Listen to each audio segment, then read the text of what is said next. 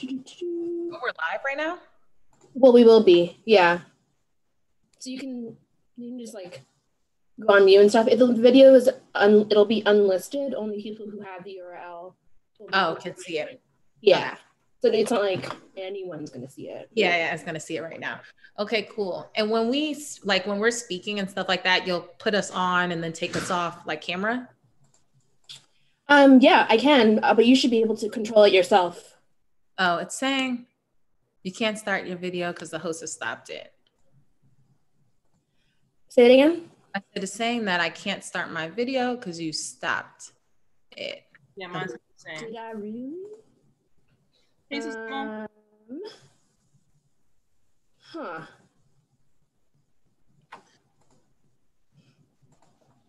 But for the different like sections, so like when it's Allison's pieces, I'll be like off camera, right? Like it won't be like I'm just in there nodding and smiling.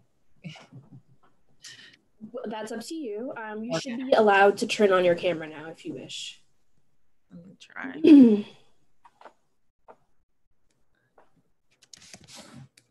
me try, but I also have to pull something up.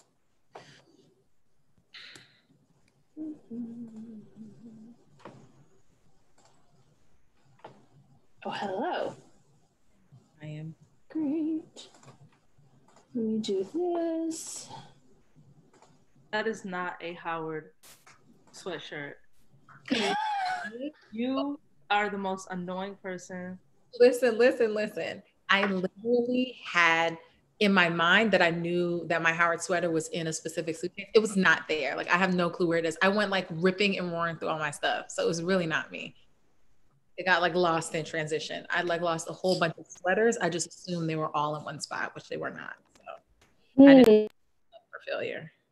It's not what I intended to wear, nor what I wanted to. This is just a turtleneck. I think you look great, Jade. Oh, I think she does too. I also think she told me to coordinate with a Howard sweatshirt. Oh, no. I'm wearing. Oh, Allison. No. I literally was going to put on my cream colored Howard sweater. And I have not put it on since like last year. So I'm like, oh, it'd be nice. I'm going to whip out my Howard gear. I cannot find it. Like, I know. Wow. How's everybody feeling? Oh, I'm feeling good. Obviously, I have my ritual panic that I have before I do any one of these. I just have a couple of quick questions. Okay, can I ask it on here, or are we live? We are live, but no one has a link yet. Yeah. Okay. All right, cool. So just going over the agenda. So I know that I need to be like telling people to like follow the agenda, and they can click their breakout rooms from the agenda that they have. Yeah. Okay. Sorry.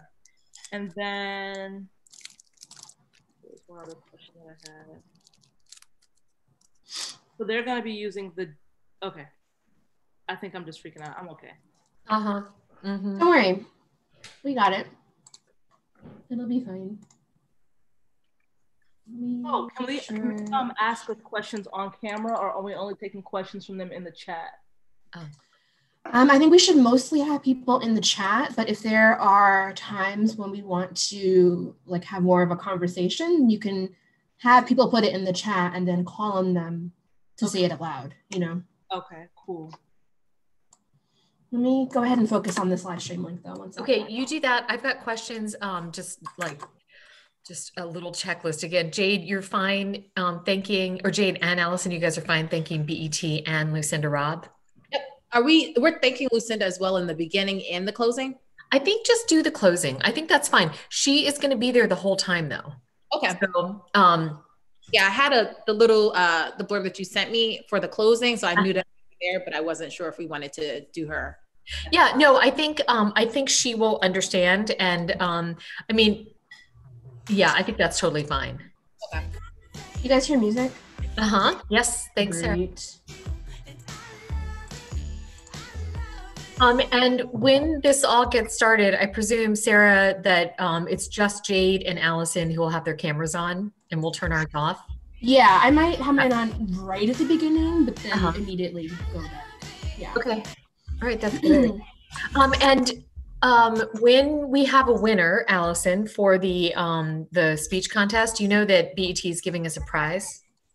Oh, Okay. So do I say? Let's see. You know what the prize is? Say. I think I think you can just say when you're queuing the thing up, like this is a competition, and our sponsor BET has got some really excellent swag for the winner. So so I guess one of the big things is we have to make sure we get the winner's contact info. We have everyone's contact info. Oh, fine. Or if they had to sign up.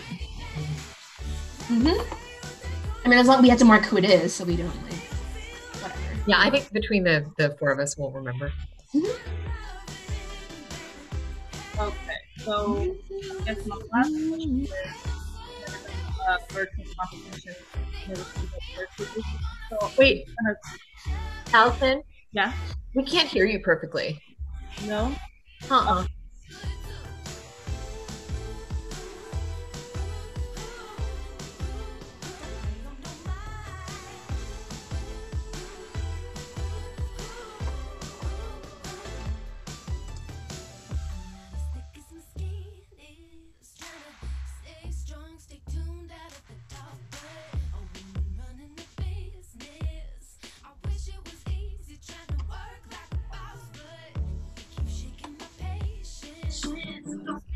Oh, hello, I can hear the music twice.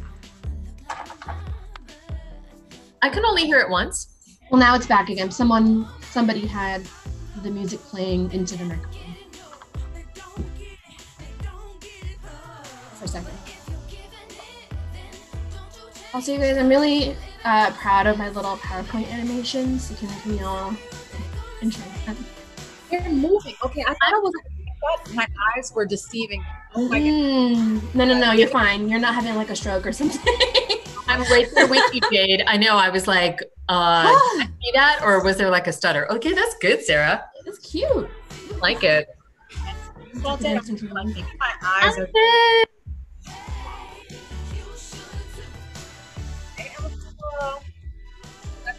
See, I like your Howard sweater. I don't have mine. I think it's perfect. Hey, Allison, you're a teeny bit backlit. That's the only thing.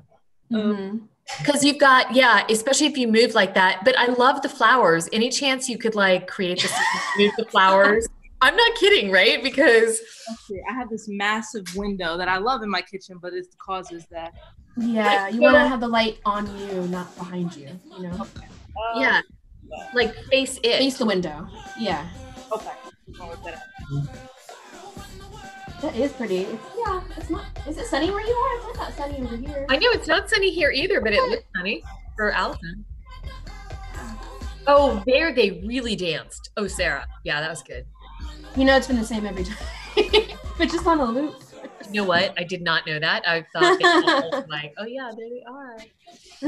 Good. I think in a couple minutes, I'm gonna. Well, maybe like 5 till. I'll actually start it for real, so people can actually enter. Okay. Just to give people a chance to kind of get situated, and we can do some small talk. You know. Okay. Jade, how are you at small talk? I think you're pretty good. Yeah. Okay. Yeah, I mean, look, we can ask people where they are and whether they're online or there's plenty of small talk. Do a little bit of small talk. Are we starting? We're starting right at 1.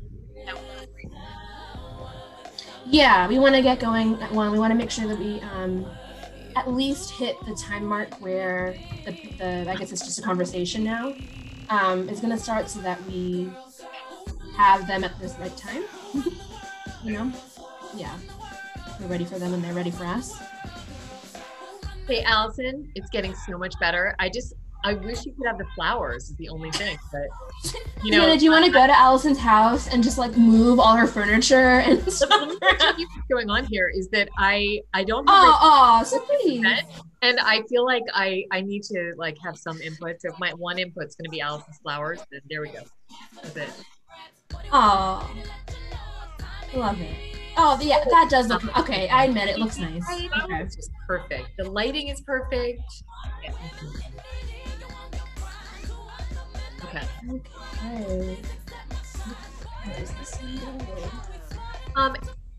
And Allison knows what to say about Running Start. She doesn't need any talking points. I think by now, maybe Allison knows. I think she can talk about us in her sleep by now.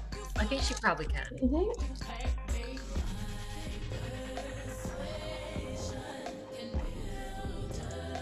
Oh, and I gave all this thought this morning to how we could do our second event. Maybe now it's not the time to talk about it. Not but so much. No.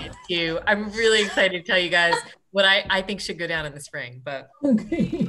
because, all right, I'm going to talk about it just a tiny bit. So Allison, I feel like Allison and Jade, I feel like I talked to Jade about this, but I want to do something like our mentorship event with the HBCU women. And we can get some really awesome, they don't have to all be HBCU mentors, but I think that could be an awesome next step. Sounds great. Okay.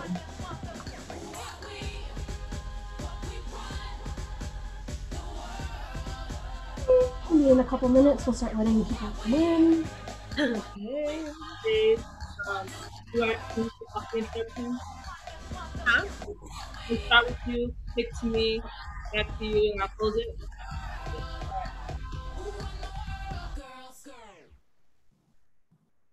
So, like, just say who you are, an Excel leader, and then I'll cue up the whole Howard story part. You'll take over the Howard story once I say, and that person is Jade, and then you'll talk about overcoming whatever, and then. Hey, and Allison, when you talk about Running Start, we're now saying 20,000 alums. Ah. Pretty good, 20,000. Yeah. It goes up every year, you know. It goes up, but exciting.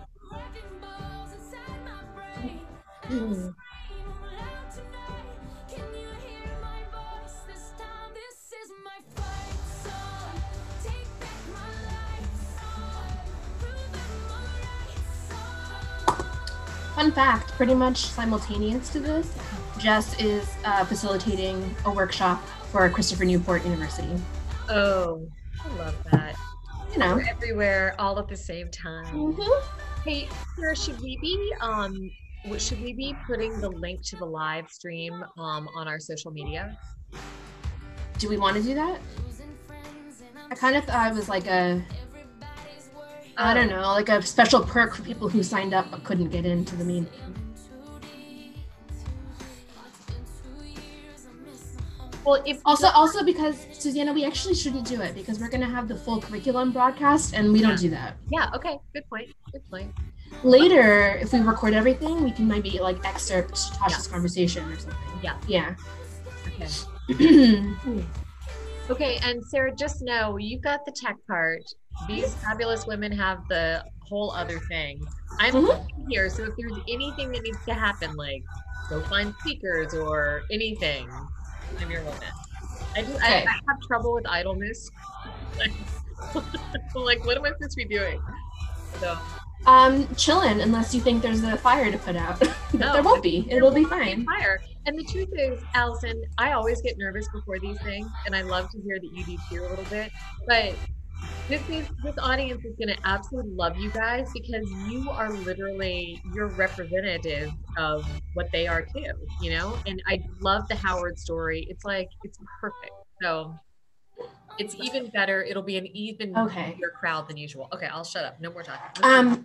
Susanna, just one thing though. If you want to be the person that double checks that Tasha comes, that would be great. That's all. I think that'll be fine. I think she will. Like, I don't think there's a problem, but just one of us should keep an eye on it. It's in the agenda, which I don't have memorized. Hold on. Where's the thing that I want? Okay. Yeah, I've got it too. I can check. Yeah, so that's supposed to start at 2:40. So if she could sign in a little before that, that would be ideal. You know? Okay. Mm-hmm. All right, I'm going to start this for real. I mean, here we go.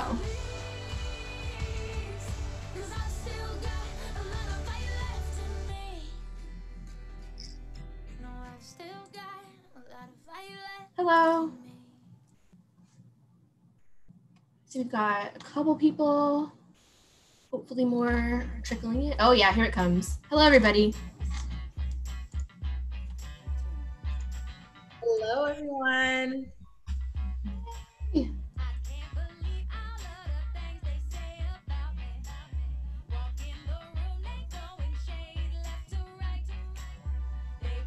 Thank you for joining us on a Saturday.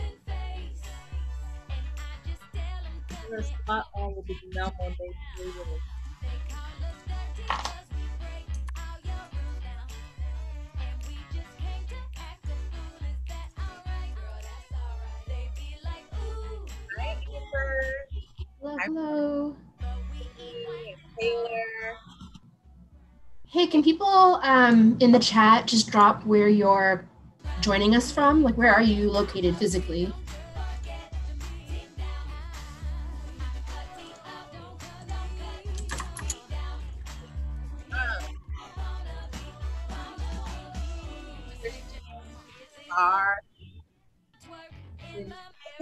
Arlington, Virginia. Sarah. Yeah, I mean, it's me. Yeah, sorry. Not that exciting. Come on. Jerica. Got New Orleans, got more Virginia. Oh, ooh. Hampton. My brother. Nice. Oh, Lucinda, hello. Hi, Lucinda. All right, you have Star from Boston. Jackson, Boston, all over the place. Where's my West Coast? Is anyone awake on the West Coast for this? I know it's a Saturday. Sydney. She's oh, yes, LA. Hello. Thank you. Welcome. A little bit earlier. Sleeping in. Yeah. Welcome. Yes, thank you, Lucinda. Birmingham. Yes. Okay. So Christian. India from Greenwood.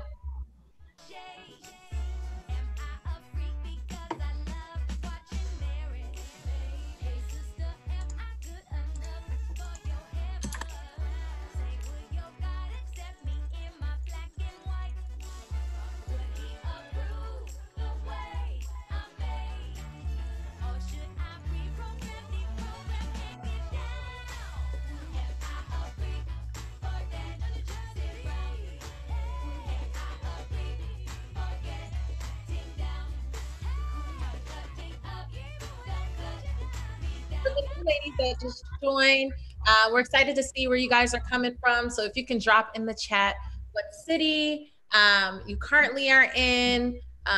We also, a little bit later on, we're obviously gonna have our HBCU shout outs.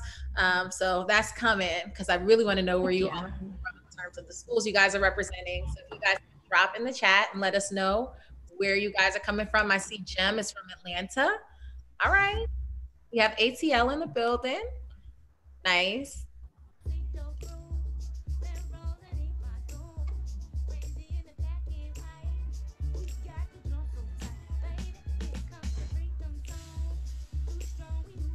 Where else are you guys from? Hi, Asha. Hey, girl. All right, now. In the building. Tennessee State. Hey, Braxton. Welcome. It's good to see you. That's TSU.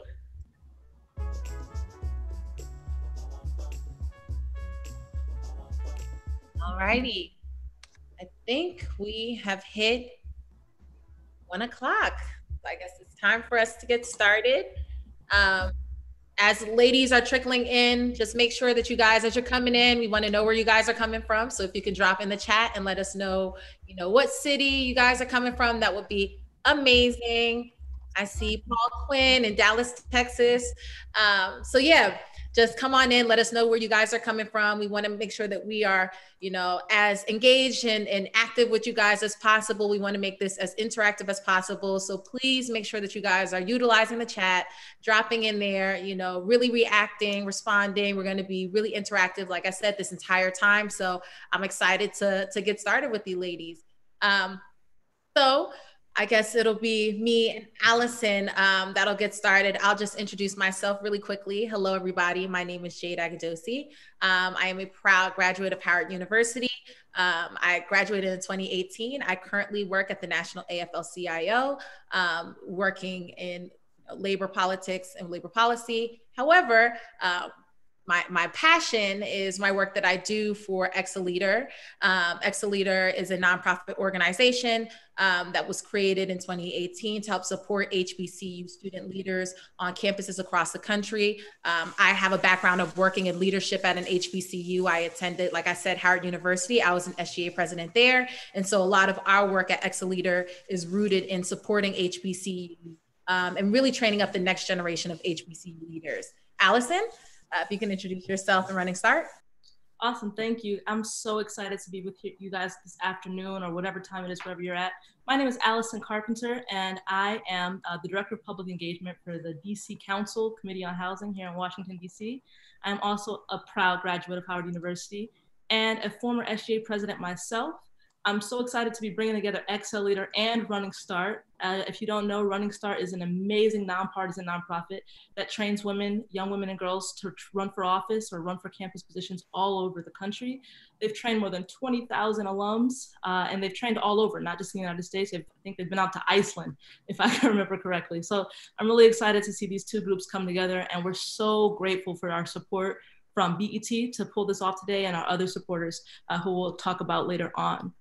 So this is such an important day. I hope you guys get a lot out of it. I know that you will. And I can say that because I've been in your spot, not virtually, but I've been at an elector training. My Running Start story, my women in leadership story started 6 years ago when I was a freshman at Howard University. I was 17 years old and trying to really figure out, what am I gonna do on this incredible campus? How am I gonna make my mark? And lucky enough for me, I came across a woman that you guys will have the chance to hear from later today, named Tasha Cole from she's the vice president, or sorry, she works for the DCCC, but is also the chairperson of the board for Running Start. And she was holding an elector training in my campus dormitory, encouraging other of my classmates to run for office. And I heard her words, and I'm not sure, put in the chat, has anyone ever told you to run for office? Has anyone ever suggested that you run for office? I want to see in the chat if anyone has ever, yes, Jem says yes. Awesome. So Tasha was the first person to tell me that I should run for office. If your answer is no, I want to be the first to tell you should consider running for office. And so I had that experience with Elect Her, and I took it very seriously. And just at 17 years old, I decided to run for office in Washington, DC, a few weeks later, where I ran for Advisory Neighborhood Commission, and was successful in that race and became the youngest person ever elected in DC. I say all that to say, from that journey, I ran for student body president. And I want just to set up the power that today has and what I'm hoping for from all of you all. So I later ran for student body president at Howard, won that as well, and met an incredible young woman who was just super together, super organized, just really amazing. And so naturally I decided this is going to be my chief of staff. She helped me with my campaign. She's going to be my chief of staff. She has to be on my team. The whole year, all of us were just amazed time and time again at just how great of a leader she was and how supportive she was and how devoted she was to her community. And we all thought, this girl has to be the next student body president after I'm done. I asked this young woman to run maybe 7 times, because that's what studies show you have to do. You have to ask a woman 7 times before she gives it serious thought. And each time she said, no, not happening. I like to play the background with her words. I like to play the background. But ultimately, a lot of women came together and we just kept asking her, hey, you have to run. You're the one. And that woman is Jade Agadosi. Okay, that person is Jade Agadosi, and she was my successor at Howard University Student Association. And so today is all about community. It's all about tapping one another and saying, you know what, you should run and I've got your back, and really quieting those voices in our head that tells us that we're not ready or we're not the one, because that's what happens when we come together as Black women, as women of color, and push each other to lean forward. So I'm so excited to be your facilitator today, and I'm gonna pass it on back to Jade. Yes, Allison is absolutely correct. It took her, when I tell you she was hounding me, it was like hounding me. She's like, I'm going to be your campaign manager. I have this planned. We're ready to go. Your photo shoot is this day. We're going to sit down. I have these, these folks that we're going to sit down and do, create policies. And it was just like, oh my God, girl, I'm not trying to do it. Not ready. I like the background role. I'm like, I love being chief of staff. Let me just continue doing the work, in this kind of supporting role. I don't want to be the face. I just want to be, the kind of the background person, right? And she kept begging me and like bugging me to the point where I was like, fine, I'll do it.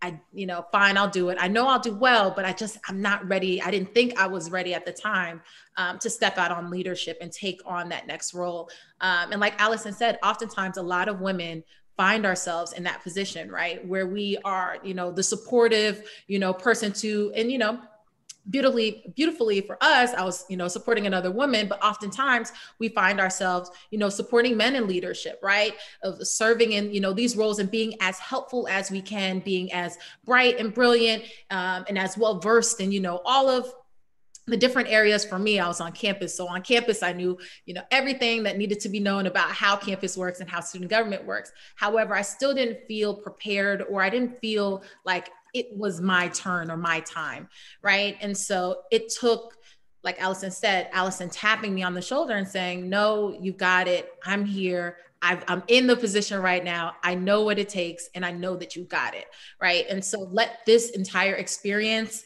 if you don't take anything away from anything that we say right now and through this, time that we have together, this is us tapping you. This is our, like, the way that Allison was hounding me, this is how I'm like bringing that energy back to you all. So make sure that you all, listen very clearly, learn all the tools that you can learn, through the time that we have together. But, do know that we're committed to supporting women to lead. And specifically, I'll say from my experience after, being tapped and Allison, begging me to run, I ran, I won, and I led, right? I was able to lead my university. And it was during an extremely tumultuous time. It was back when Howard, we were like taking over the A building. It was all the scandal, all of, it was a lot going on at the time in which I was leading. But that experience, I wouldn't trade for the world, because it helped stretch my leadership. It helped me. Even now, looking back, I can say that I'm far more developed as a leader, far more developed, even in terms of my skill set, and my abilities to manage, a million and one different things at the same time, just my bandwidth completely expanded. And so that experience was so transformational for me. And it started with a woman telling me, you should do it, right? And so I'm so grateful and thankful that I had that type of support system. And we all, as, women leaders, should look for other women, in our circles, in our spaces, around us, that we can inspire, that we can push, and that will also push us and inspire us and tell us, at moments when we feel low, or we might feel like, I don't know if I can do it. There's always that person that you can look to. Allison is that person for me, where I'm like, I don't know if I should do it. And she's like, you absolutely should. This is the plan. This is how we're going to do it. You're going to do amazing, right? You need that cheerleader in your corner. So I'm just really grateful that I've had that experience. And through that experience, like I said, leading on my campus, and now working a lot of the work that I do in my nonprofit with Ex-A-Leader, and specifically our new initiative, which is Ex-A-Lead Her, which is specifically supporting women on HBCU campuses and women leaders. Like Allison and myself at Howard, I was the 57th SGA president at Howard, but I believe it was the 12th woman president that the university had ever had. Now, let's think about this. At HBCUs across the country, and we all know this because we all are HBCU folks, or HBCU students or grads, we know that the ratio is insane, right? There's predominantly, I know at Howard's campus, there are like 17 women to 1 man on campus, right? And so for the ratio to be so predominantly, woman, however, that wasn't translated in leadership positions, that just shows that there's so much work that needs to be done for women to fully feel comfortable, stepping out into leadership. And oftentimes, I know from my experience, as qualified as I was, and I still felt, apprehensive about stepping out. And so for this entire, training and the time that we have together, we're looking, and even for Ex-A-Lead Her specifically, we're looking to transform the cultures on HBCU campuses, and ensuring that women leaders are supported, women leaders have the tools, women leaders are empowered to lead their campuses, because we know that without women, there would not be the HBCU community that we know it to be. So just really thankful for Allison, and really excited to get started with you all.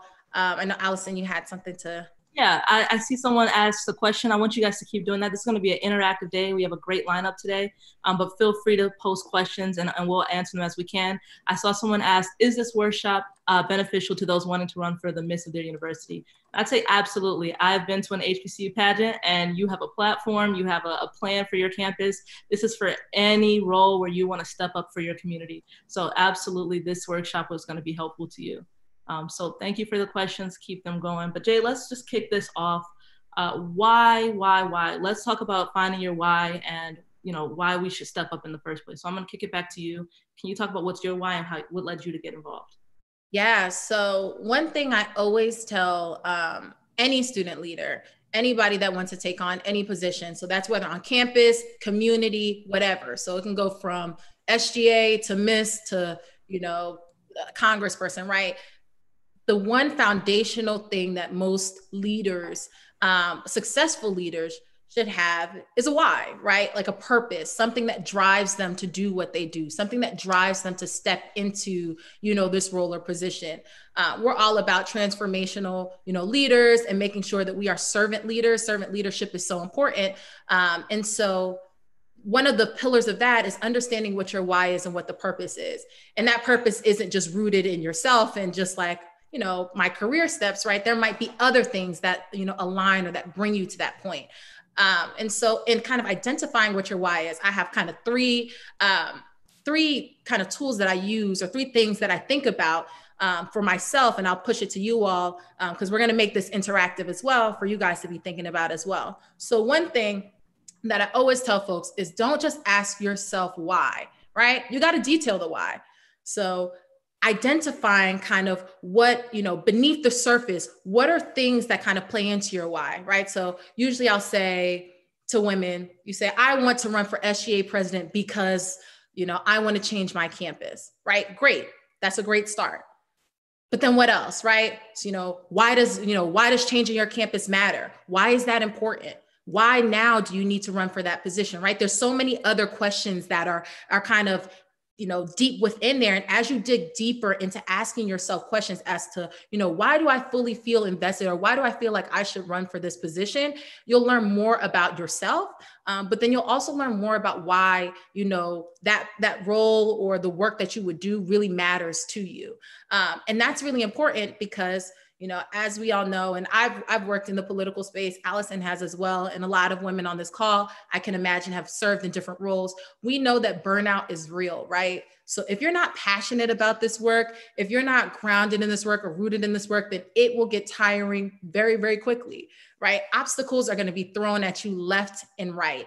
You're going to find yourself feeling, really bogged down or feeling sometimes, I'm not even gonna lie, in my experience, I felt, discouraged in moments, right? But what encouraged me, or what I felt like kept me moving forward, was me understanding my purpose as to why I ran. So specifically for me, it was, I want to run for a SGA president at Howard because I want to continue doing the work that I've been doing. I love all the details. I love all the minor, little pieces of policy and seeing how that's going to transform my university. I love, the idea of coming back to my university and seeing that, things that, we, crafted or created, 10, 15 years ago are now in effect, and students are able to reap the benefits of it. That was my why, right? That legacy piece of being able to leave something on my campus and seeing how, when I come back, or, for future students to be able to take advantage of that. And so, definitely I would say, make sure that as you're thinking about your why, think about your purpose and what grounds you in this work, because that's what's going to be able to help sustain you in it, because obstacles are going to come. Tough times are going to come. We already know it. So just make sure that you're thinking about that purpose. And then also another really important piece is thinking about, who do you want to be, right? At the end of your journey, at the end of whatever leadership you take on. So for me, when I became SGA president, or if you're running to be a Miss, or if you're running for political office, right? After you win, after you won the election, you're in the role, you're sitting in the seat.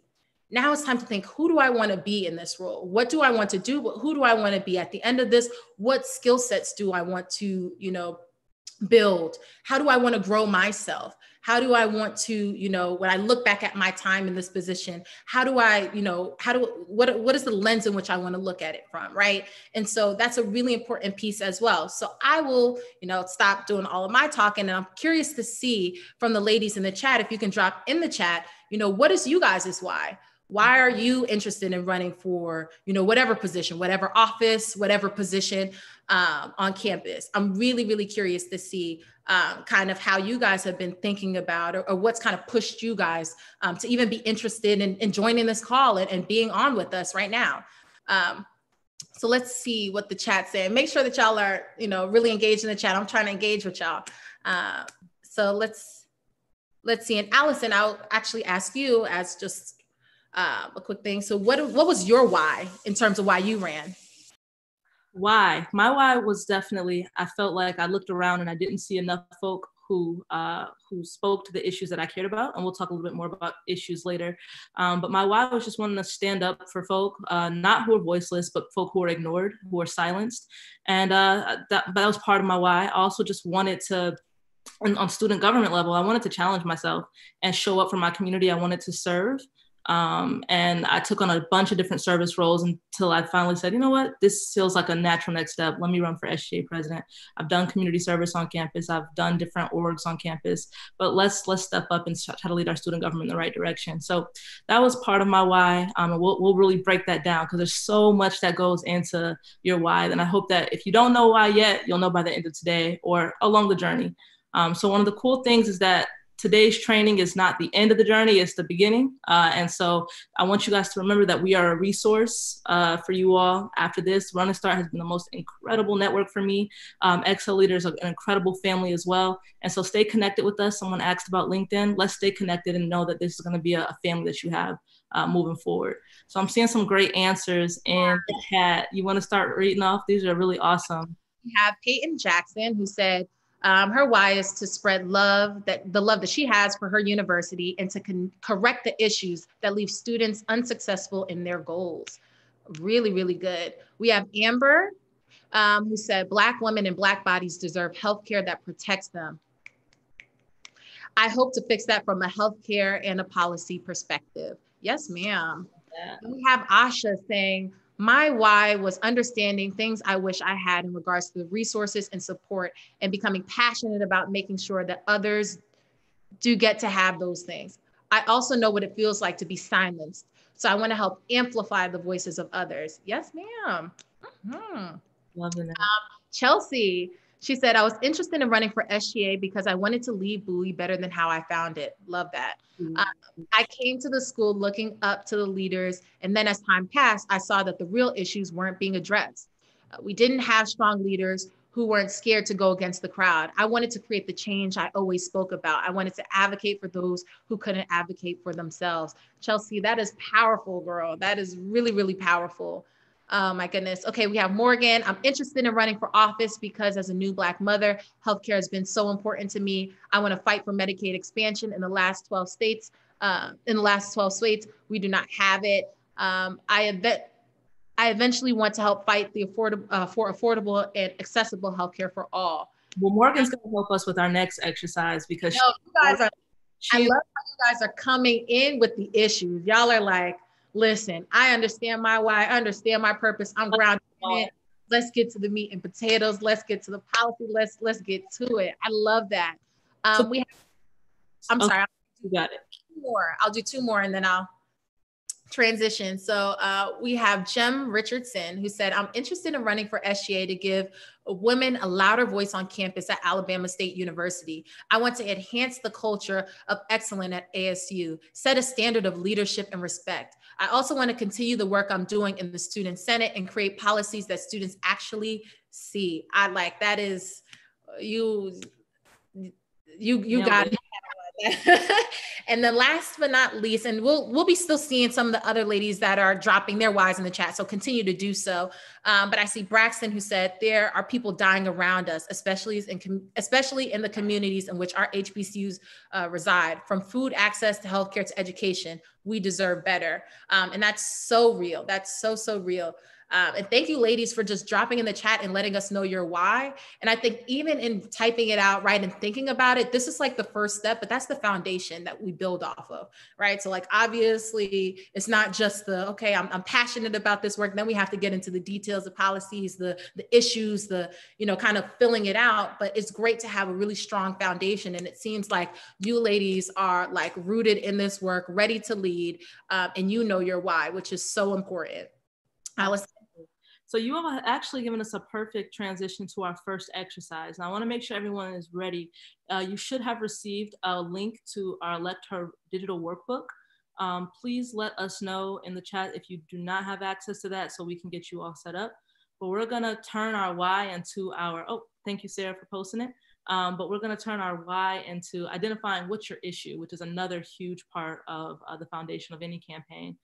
So please, when you get a chance, click that link and we're going to get started with our first exercise. I'll give you a few moments here to get set up.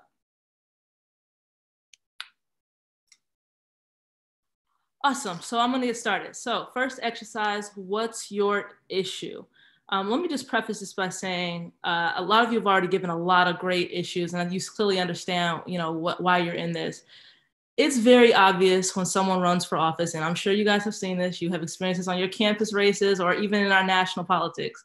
When someone is running for the wrong reasons, whether it be their own and they just want the power, but when they've divorced their actual campaign from an issue, it's so noticeable and people do not like that. And so it's very important that you know what your issue is and also that you find a way to communicate what that issue is. And so this exercise is going to help us figure that out. So basically, with figuring out your issue, it's figuring out what is the thing that either you experienced or the thing that you feel passionate about or that you've really researched really well. What is that thing that drives you to the work? What is that thing that drives you to get involved in public service, whether it be on your campus or in your community? We as women, we are passionate about so many different issues and we do a lot of work around it, whether it be organizing. I know that I started off as an organizer before I ever ran for office. We are so passionate about the issues, but we don't see that translating into, okay, maybe I should run for office or maybe I should be the person that champions this. So today what we're gonna do, and it'll culminate into a competition. I'm really excited about this competition. I know you guys will be as well, but we're gonna have a campaign simulation later on today where we give elevator speeches, but it all starts here. So you've heard politicians give some speeches where they outline their plans and what they plan to get done. But take a moment today, if everyone's on the right page, exercise, what's your issue on the workbook. I want us to take some time to really think about what are the issues that mean the most to you and what are your ideas on how we can move these ideas forward. And so people are going to ask you over and over again, you'll never stop hearing this. Why are you running? What are you running on? What's your platform? I think Jade and I, we can talk about this. We were known on our campus because our platforms were, they were crazy long and they were very detailed.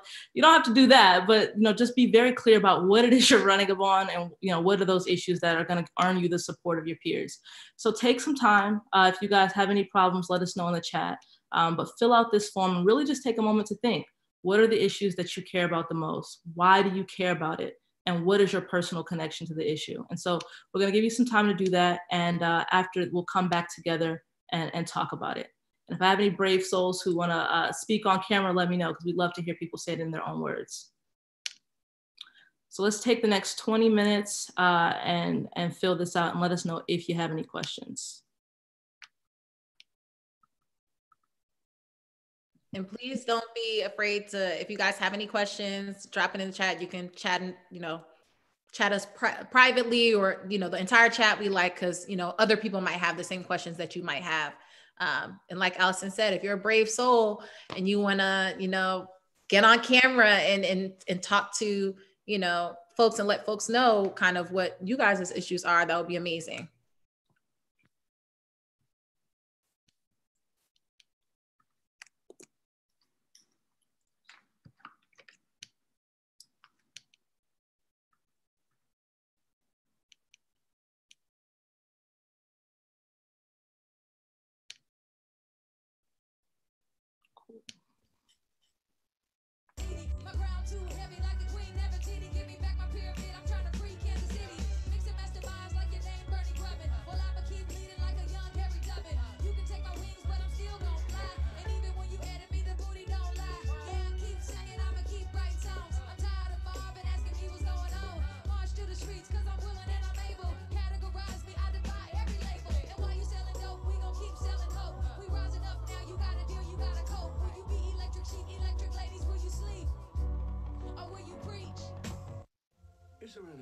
craveable than the smell of McDonald's fries. If someone's hiding an order of fries, they're never hiding it well. It takes one whiff to trigger a fried craving that will only be satisfied the McDonald's way. So stand up if you would like to taste the smell of a McDonald's fry right now. Did you just stand? Because if you did, then you earned yourself a trip to the McDonald's drive-thru for your own steamy carton of crispy, golden goodness. Ba-da-ba-ba-ba.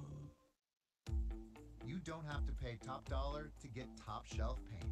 The Home Depot has more high quality paints at low prices than anywhere else, like new Behr Ultra Scuff Defense, formulated for maximum durability for $32.98 in select stores and online. So you don't have to wait to take on your projects, and you don't have to spend a fortune to get paint that looks great the first time. Get better paint at better prices at the Home Depot. How doers get more done. US only, see store for details. It's Macy's lowest prices of the season with 40 to 60. Awesome. I see Chelsea wants to share her issue with the group. Let us know in the chat if you also want to share it up and we'll queue you up. But still take some time. We'll take about 5 more minutes for you guys to complete the form.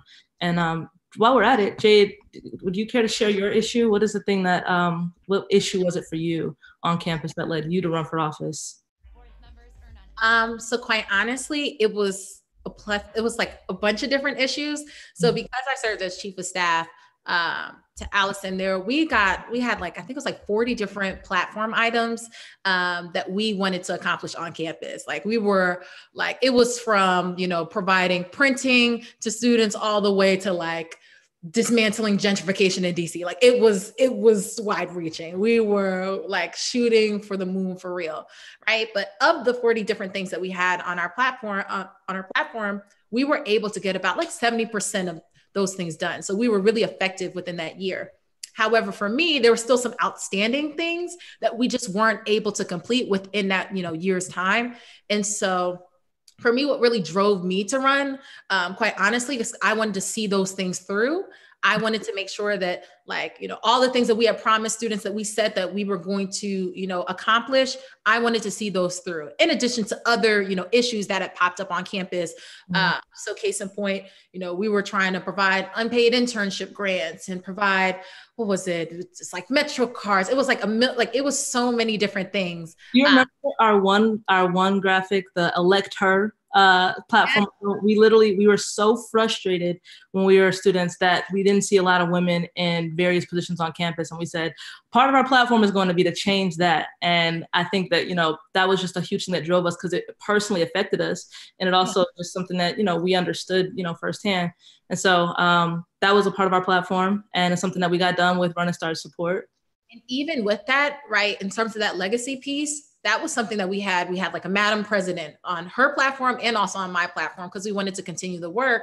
And, looking now at Howard and kind of the composition of the leadership, it really has changed, right? Of having women that were at the top of the ticket, right? That weren't just, supporting secretarial roles, even though those roles are important and we absolutely should go for whatever we want to go for. But, it shouldn't bar us from trying to, run at the top of the ticket. But now seeing that Howard, since our leadership, 5 out of the last 6 presidents have been women. Yeah. 5 out of the last 6. I mean, they need a running start for men now. I know. I know. They need a running start for men because I remember we had our undergraduate trustee race. I was so proud at the end of my year, and it was only women. It was 3 women that ran for the position. That never happens. Like when I say never happens, never happens. So I see folks in the chat who are saying that they want to share and we want to hear from you. So if I can figure out Zoom, I want to make it possible for you all to present. We're going to start with Chelsea. All right, Chelsea. Hello, can you hear me? I can hear you. Okay, great. Okay, so hi everyone. My name is Chelsea Okoro. I am a senior at Bowie State University. I currently serve as a senior class vice president. And when I was writing my "What's Your Issue," I wrote about in my community. So I want to, after graduation, or kind of like close to graduation day, I'll also be running for mayor of my city. And one of the main issues that I've seen within my community is, the best word I could use was community. I've lived in the same city in the same house, on the same block, on the same corner for 21 years, so all my life.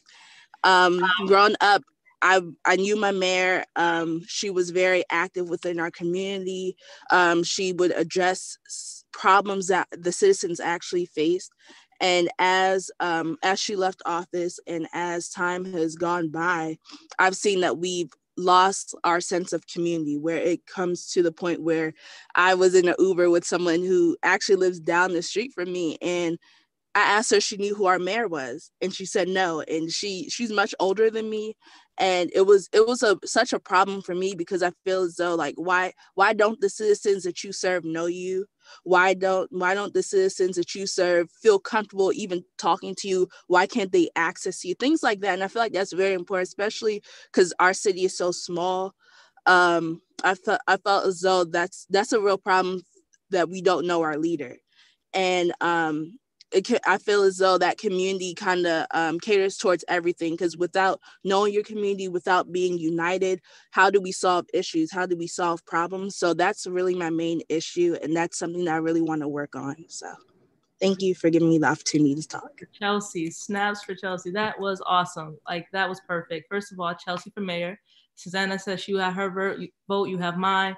That was perfect, because what you did there was you talked about your personal connection. That really matters. You know, like I'm from Cleveland, Ohio. My issue was housing insecurity. I got to talk about something that I know, right? Something that I have a connection to. So that's what you did here. That was perfect. That was amazing. Snaps for Chelsea in the chat. Awesome. So let's take a few more folk. I think I saw Nikki. Nikki, do you still want to go? Let's give her the mic.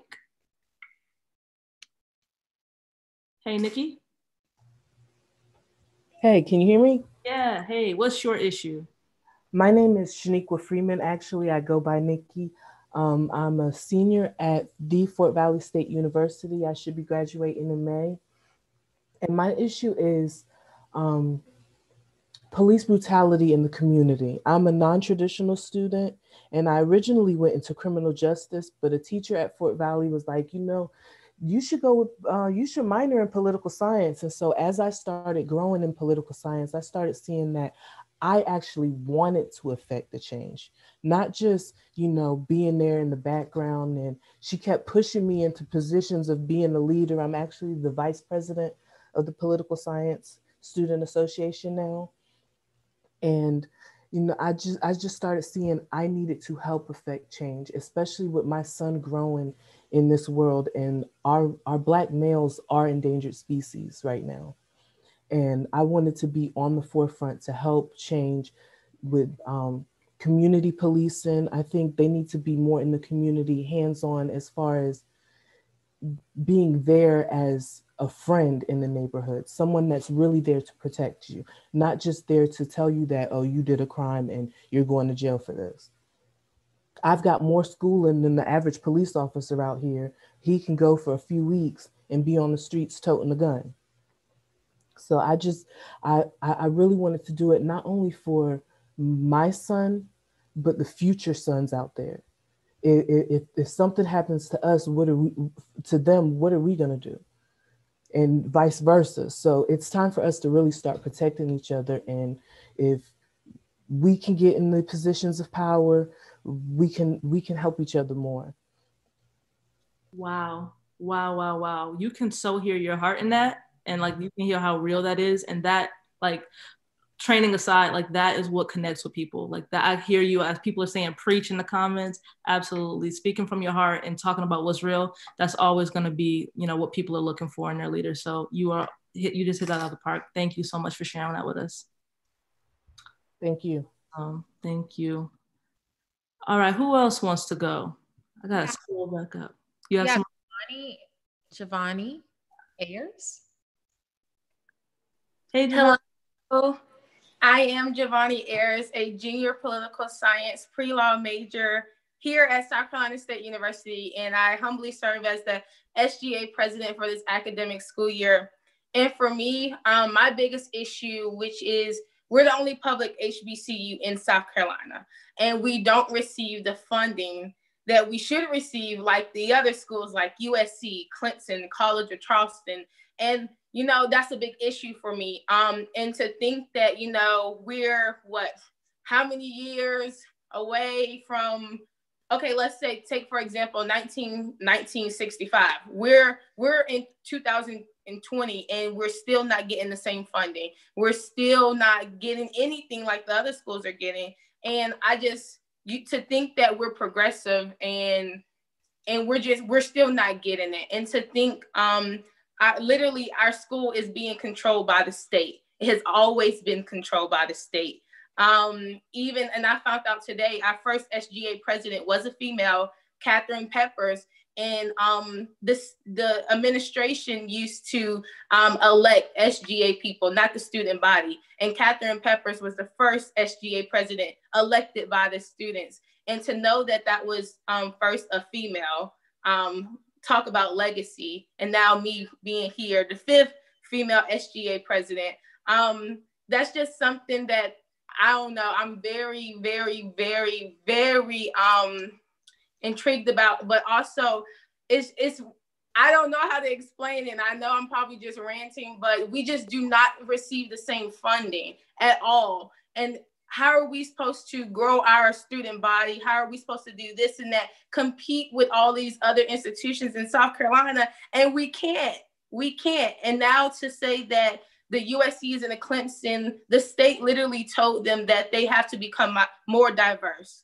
So now they're putting up all these scholarships for more Black students to go to their institution. So that means we're not getting the amount of students we need. So now our student body population has been going down for years, to the point where now we're literally we have 2,500 students. And just 5 years ago, we had close to 5,000 students.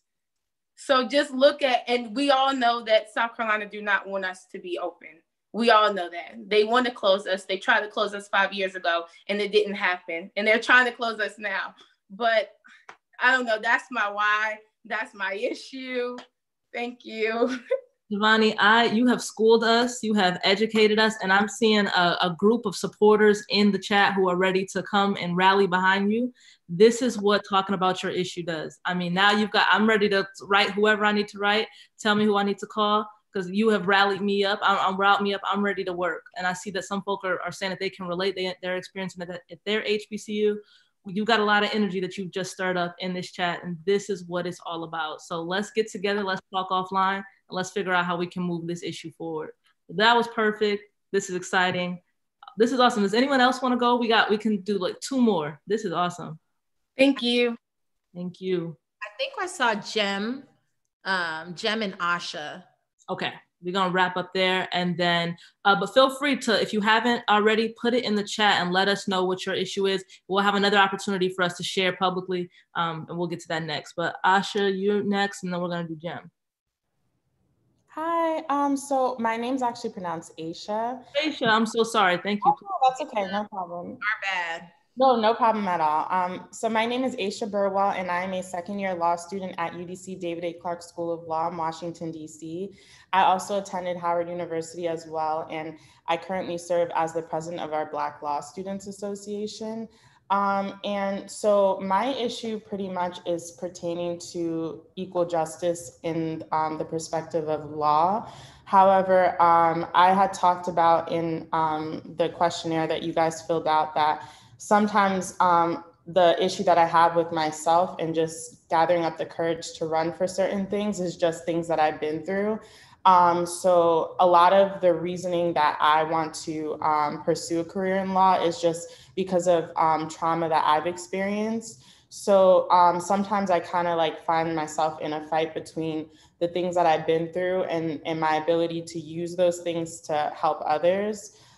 So that's pretty much my issue surrounding that. And then one other thing I had noted as well is that a lot of times, specifically in law school, you're in a very white dominated spaces. So that kind of contributes to just me doubting myself sometimes. So I'm still working on that a little bit, but those were my 2 main things. That's awesome. Thank you so much for sharing that. And what you talked about, I want to just address that doubt, the self-doubt. That is something that I think, I don't know a woman yet who hasn't experienced that. I know they call it imposter syndrome sometimes, the idea that we don't feel like we deserve or belong or that we're capable. And this, we've proven ourselves that we've proven time and time again that that's not true. And so I always lean on my network, and we'll talk about that in a little bit, but I always lean on my community to silence those voices, that self-doubt in my head. And so that, just know that that's what we're all experiencing, and we're all working real hard to quiet those voices. So thank you so much for sharing.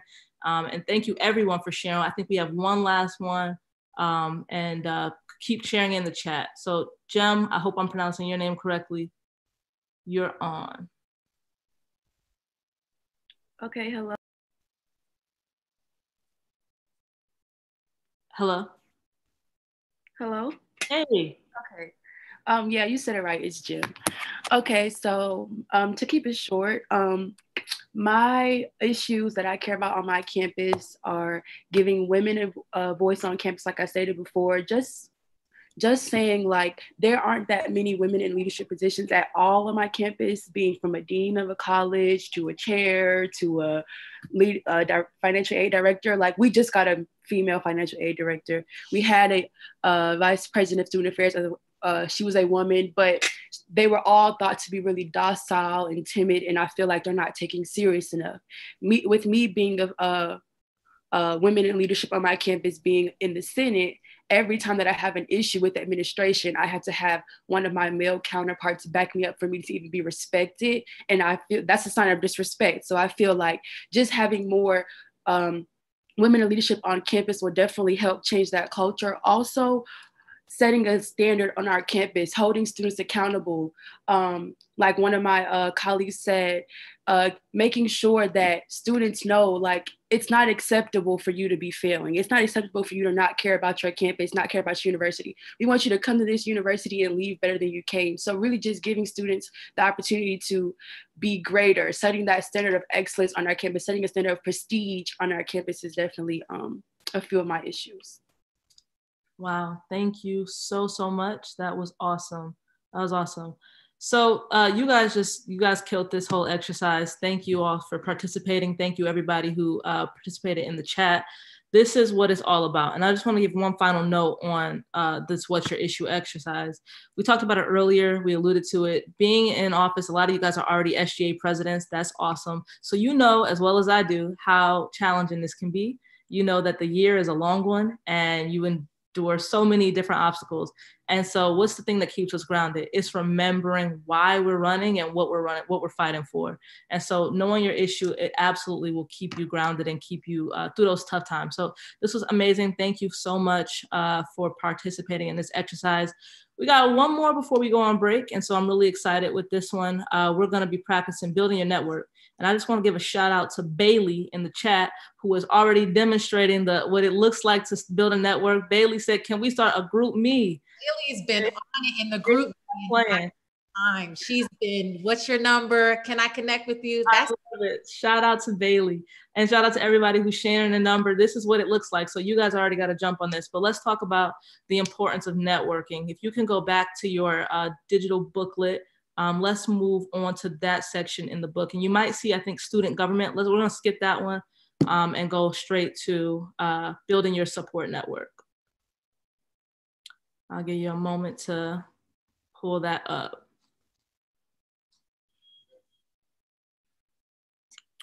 Okay. So let me just say, I have run at this point for 3 different races. I ran 3 races. I ran twice for ANC here in DC, and then once for student body pres. And I've also helped other candidates run. And I cannot stress the importance of building a support network, and not just someone who will work on your campaign, which is obvious, but also just the people who you can go to and lean on during the grueling campaign months, the folks you can call and just, get encouragement from, and the people who can give you that early support, whether it be in the form of donations or volunteer time. So a support network is huge. And so we're gonna do this exercise today where we want to think about what groups and individuals can you identify as potential allies during your campaign? Who can help you get out your message to a wide audience? And basically who can help you get to the finish line? And so I want you guys to take some time and think about 5 people in your network and write down one specific thing that they could do to support you. So Aisha says, what link? We're looking at the exercise for building your support network. Sarah, can you share again the booklet just in case anyone doesn't have access to it?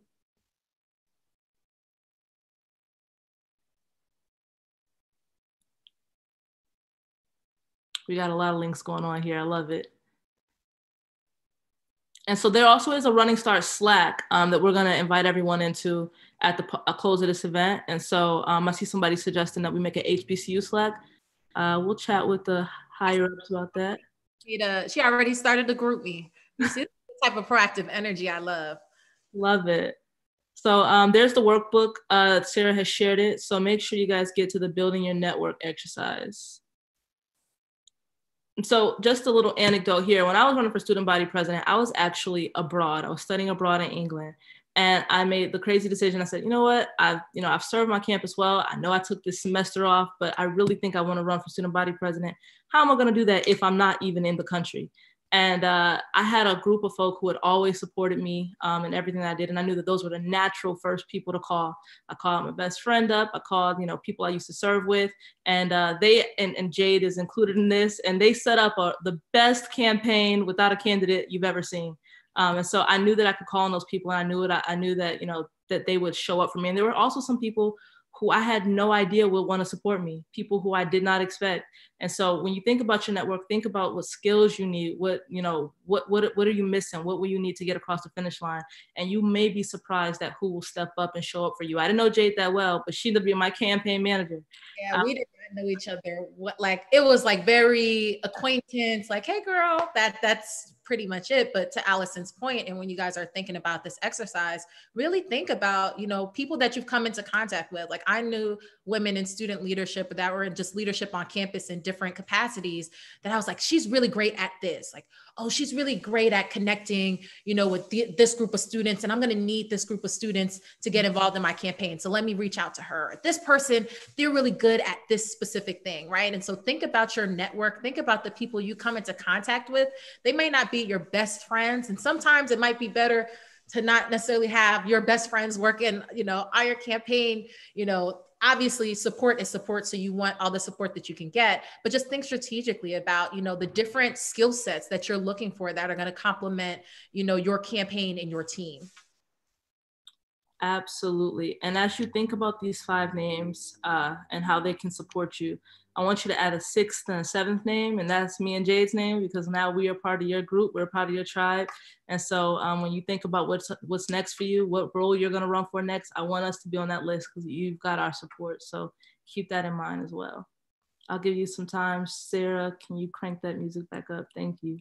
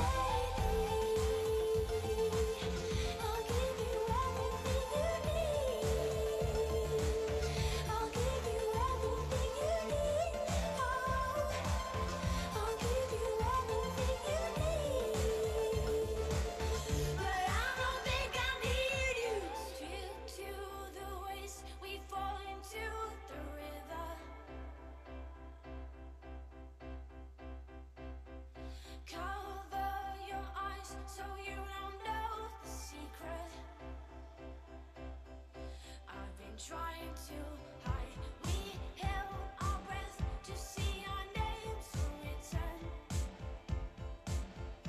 On the record of 86, that was the year I knew the panic was over.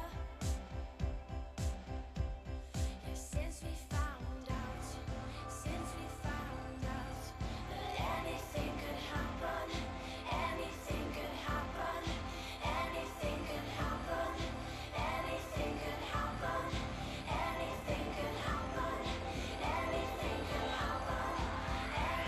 I know it's gonna be, I know it's gonna be, I know it's gonna be, I know it's gonna be, I know it's gonna be, I know it's gonna be, I know it's gonna be, I know. Sarah, can you mute it a little bit?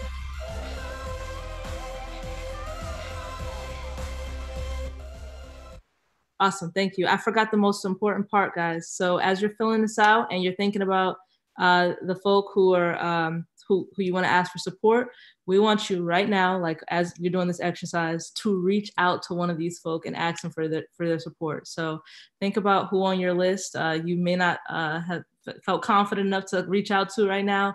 We want you to send them a message. And I think I can offer some encouragement here. And I'm gonna go off the run and start script because we're all a part of HBCU community. So I know that this is so true for HBCUs. Our alumni network is unmatched, right? We have a pool of incredible women who stand ready to support us. You're gonna hear from two amazing HBCU congresswomen in a second who are just amazing. And so I want you guys to know, like, the people who you think are in your network, that goes way further than that. When Jade and I were in undergrad, there were congresswomen. I mean, when we were running, Senator Harris was such a huge supporter of the women on Howard's campus. I mean, she made herself so accessible and was such a great supporter of us. And so people who you think may not give you the time of day, I am here to push you and encourage you that may not be the case. I've had coffee with women electeds. I didn't have anything to talk about. Just said, hey, I'm a young person. You're popping, you went to my HBCU or you didn't, you went to somebody's HBCU. Can we just meet up? And I was stunned at the number of yeses I got. And so there's no, don't put a ceiling on yourself. Reach out to folks, DM them, find them on Twitter.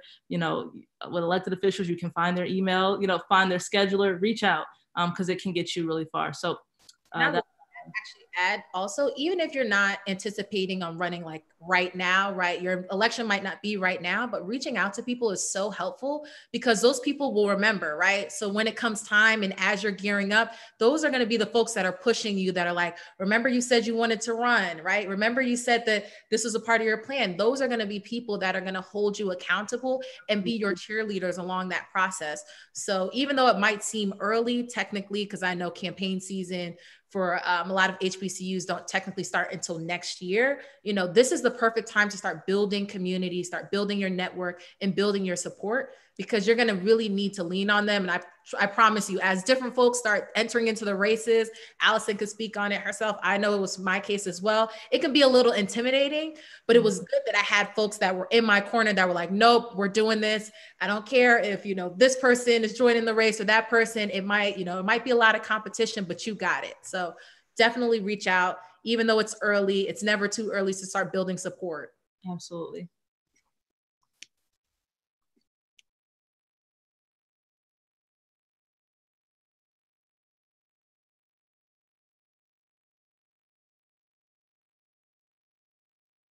So we have about 5 more minutes and we're going to take a break. So I'm not sure, does anyone want to maybe share the people that you reached out? Obviously, we don't know the folks that you know, but do you want to share the type of folk that you reached out to, whether it be a pastor, a member of Congress, whoever it is that you want to put on your list of 5? Does anyone want to volunteer to share that with us? Or if you just want to talk about what you're asking for from the people that you're reaching out to.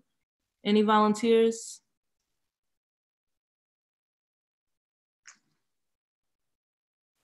Anyone?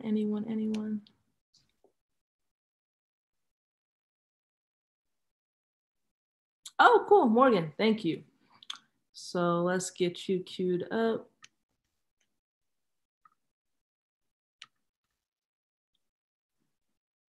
Alrighty. Hey, Morgan, who's on your Hey. 5? What'd you say? Who's on your fave 5? Who's your 5 that you're reaching out to? Hey, everybody. My name is Morgan.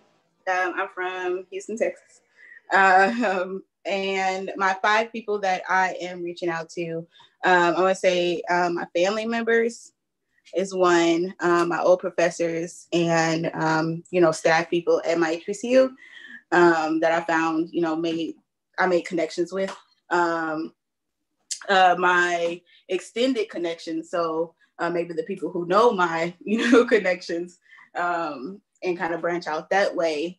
And I don't have other 2 people, so I guess I'm reaching out to them because, like, I feel like those are people who know my work ethic, and also I'm reaching out to them to kind of ask for mentorship from, like, the connections I've made and, like, the political atmosphere. So I kind of find that the hardest to do is kind of meeting someone in a position of power, then kind of following up, and then also asking for kind of take me under your wing type of situation. So yeah, thanks for allowing me to share.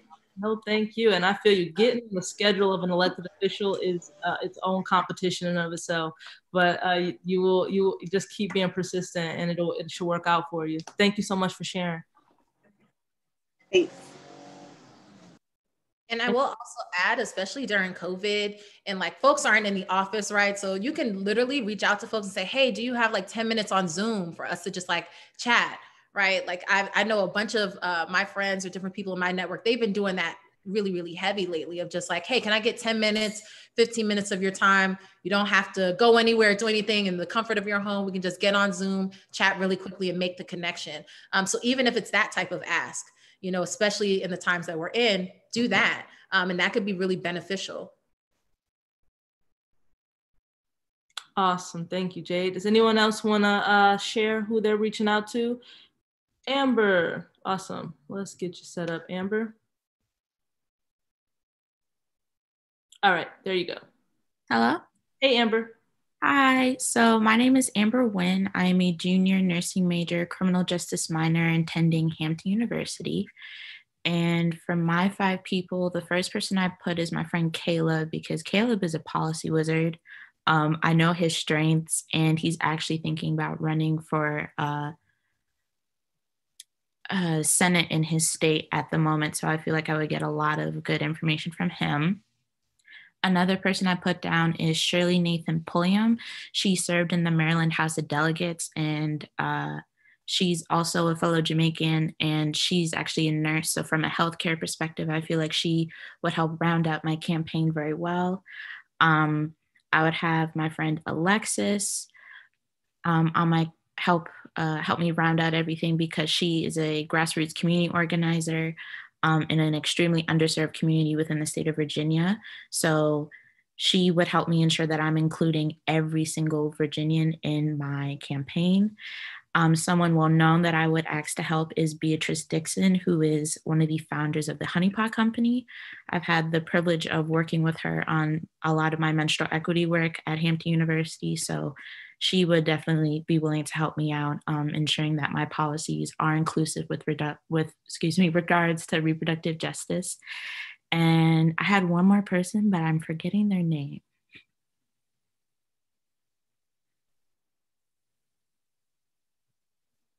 Well, let us know in the chat if it comes back to you, but you sound like you've put together a really nice squad that's going to be huge for your campaign. So we're looking forward to it. Thank you so much for sharing. Thank you. Thanks, Amber. Well, that was amazing. So you guys have been thoughtful about this. That takes us right to our 2:00 break. So we're going to take a 10-minute break, but feel free to stay engaged on the chat. We want to see, for folks who just joined, HBCU intros. Let us know who you are, where you're from. But go take this break, and we'll start back up in 10 minutes. Thank you all so much.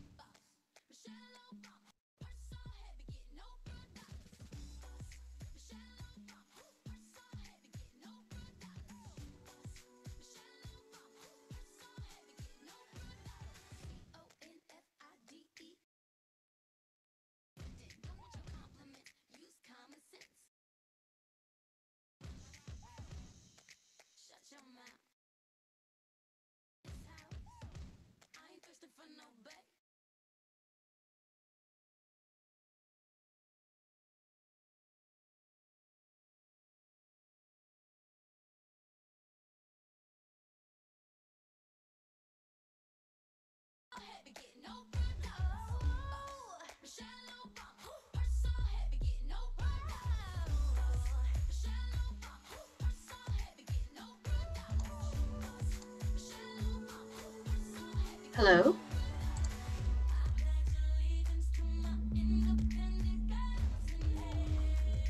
Sarah? Hello, hello. Just checking in.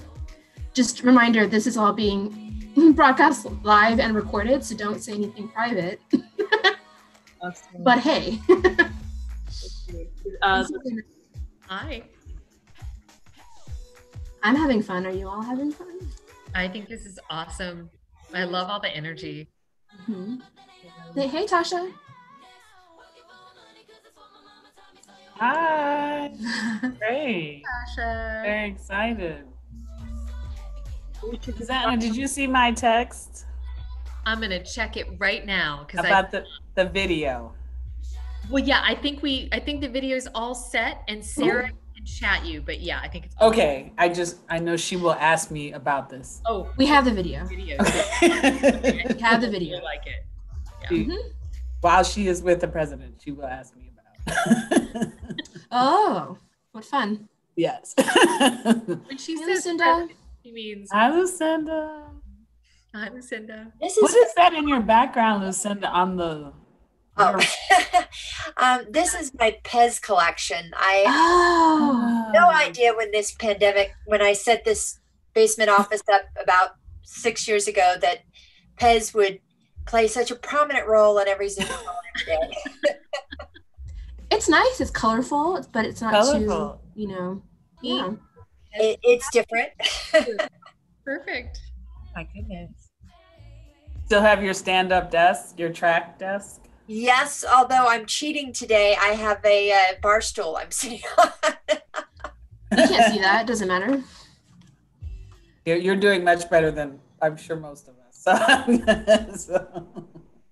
It occurs to me that we won't be able to tell that people are back because they won't have their videos. So we should maybe act as if people have returned. In fact, maybe we could ask people just to put it in the chat. Are you guys back? Hello. Yes. Let us know in the chat if you are here. Woohoo. Okay. Awesome. I'm gonna hide again, but see you later. Thank All you right. so much. I'm starting to see ladies come back in. And as you guys are coming back in, we were supposed to at the top, but it was good conversation, so we had missed it. But I want to know, because not everybody, rep their HBCUs. So I want to know where you guys, not just geographically where you're coming from, because I know COVID has us all in different places, but what HBCU is present? What HBCUs are present here? Now I want to know, I see Clark, me and Allison, myself, Aisha, we're holding down Howard. I heard Hampton before, TSU. Was it? Alabama State, the Alabama State University. Tennessee State, UDC. Bennett. Yes, Bennett College for Women. Come on, Dillard. Oh, okay. All right, but illustrious. I thought we had gone too long without hearing illustrious. The illustrious Texas Southern University. Let us know. Come on. Had to do it. Absolutely. TSU. Is it Texas Southern or is it Tennessee State? Drop that in the chat. Just playing. Don't start any mess. But no HBCU beef. Look, Tennessee State though, they spoke up. Awesome. Well, thank you all. Welcome back. We're excited to keep this thing going. So we're getting to the fun part of today's training. And so just as a heads up, we are going to be doing a campaign simulation. And thanks to our awesome sponsor, BET, they have some amazing swag for the winner of our campaign simulation that we're going to be doing later today. So stay on the lookout for that. But Jay, what are we doing next? What's next on the agenda? All righty. So we are going to be doing elevator speeches.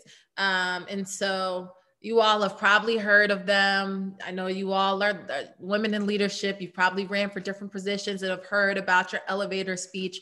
So this might be a refresher for some, but for others, this is so important and it builds off of the foundation that was set when Allison was speaking about your issue, this is just, we're like building, these are building blocks, all right? It's the why, it's the issues. Now it's how you're able to, communicate, your why, your issues, who you are to people in a very quick and concise manner, to draw people in. And so I see Sarah, she dropped in the chat, the elevator speech exercise in the work, from the work group, the workbook, excuse me, I'm like, tongue twisting it, from the workbook. So you guys can go there and look at that, because we're going to be using that to guide this portion of our session. So quick things about an elevator speech.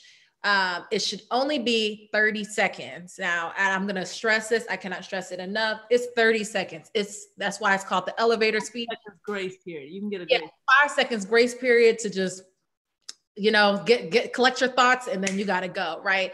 And it is exactly that, an elevator speech. So at the time in which you're on an elevator, from the time you hit one floor and you get to the next, you got to be able to get it out really quickly. And so some of the things that you all should be thinking about and our components of your elevator speech are your name, right? So your full name, and think about it as like, we all have our HBCU intros where we say, I'm Jade Agdosi. I'm a senior organizational communications major from Howard University, hailing from North Brunswick, New Jersey, right? We all know the HBCU intros. We'll take that type of format, but it's just going to be tweaked a little bit. So for the elevator pitch, it's your full name, it's the position that you're running for, it's your issue, it's why it matters to you, why it should matter to your audience. And then last but not least, and this is a really, really, really important part, it's a request for votes, right? A request for support, a request for votes. And you can't leave that part out. Oftentimes we do a great job of introducing ourselves, telling people about us, selling ourselves. When it comes to closing the deal, oftentimes they're like, I think that should have been enough. No, you have to be explicit. You need to say it. You need to request support, request votes, right? So let's say you're talking to somebody that you're looking to help fund your campaign, right? Obviously, depending if you're on a campus, let's say, and they might not go to your school, they can't technically vote for you, but they can support you monetarily. They can support you in a plethora of ways.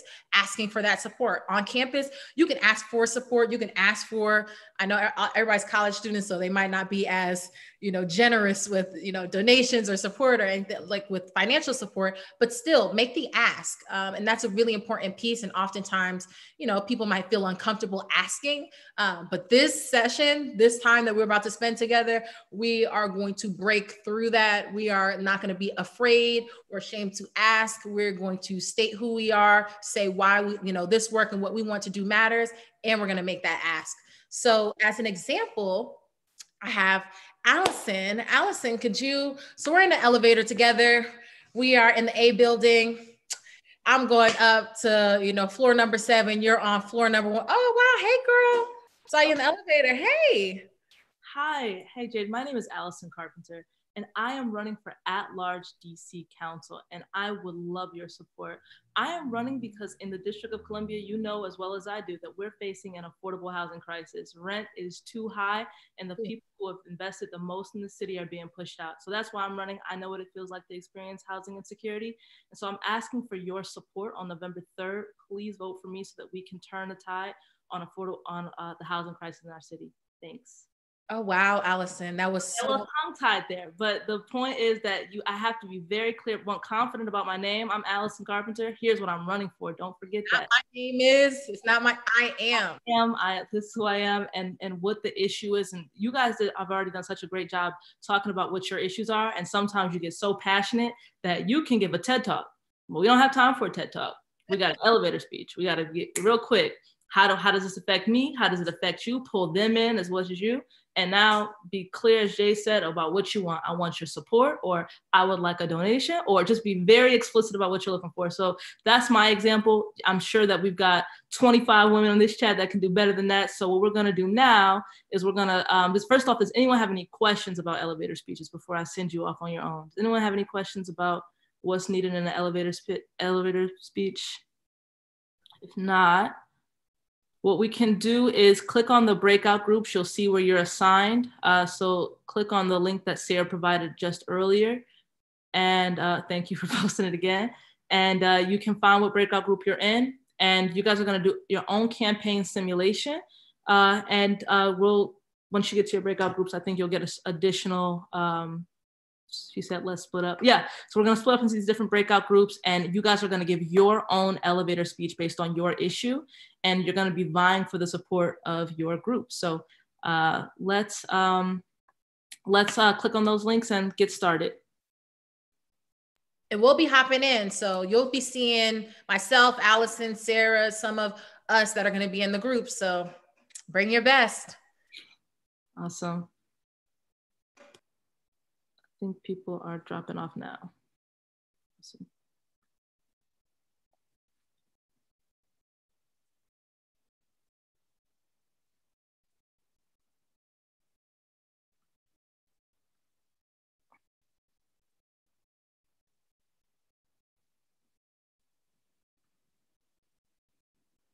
So I'm gonna hop into my breakout.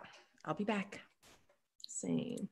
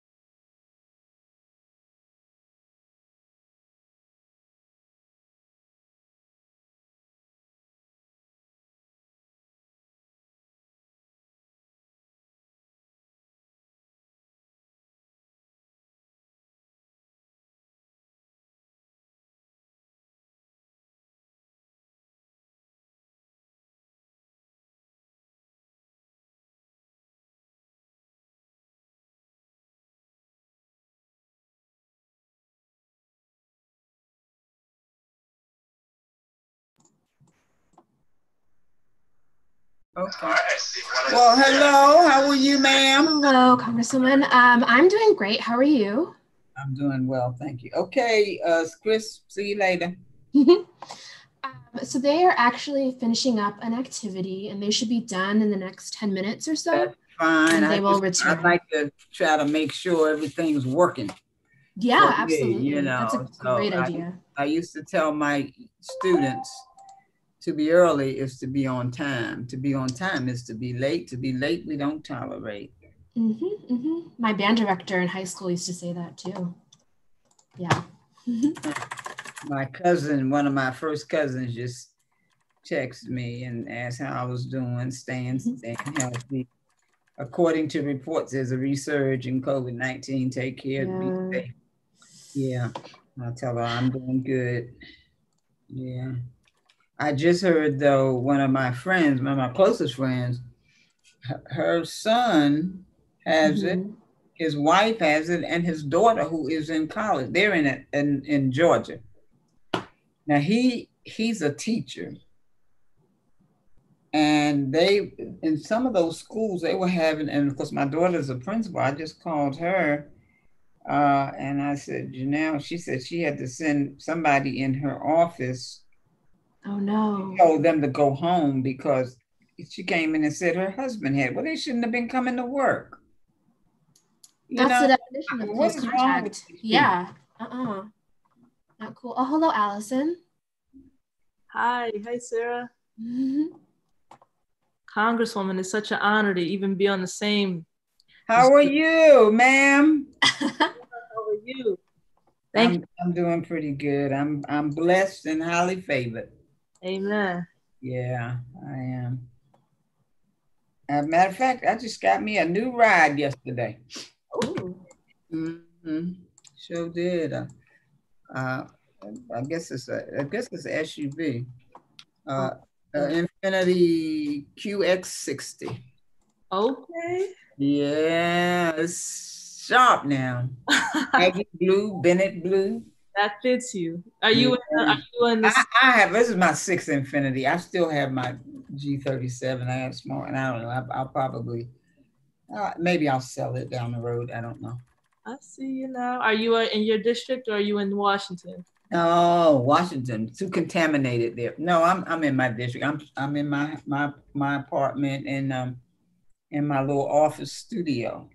Art is beautiful. Yeah, I taught art for 40 years. That's what I did. And I have a little art gallery in Greensboro, which is about 90 miles from here.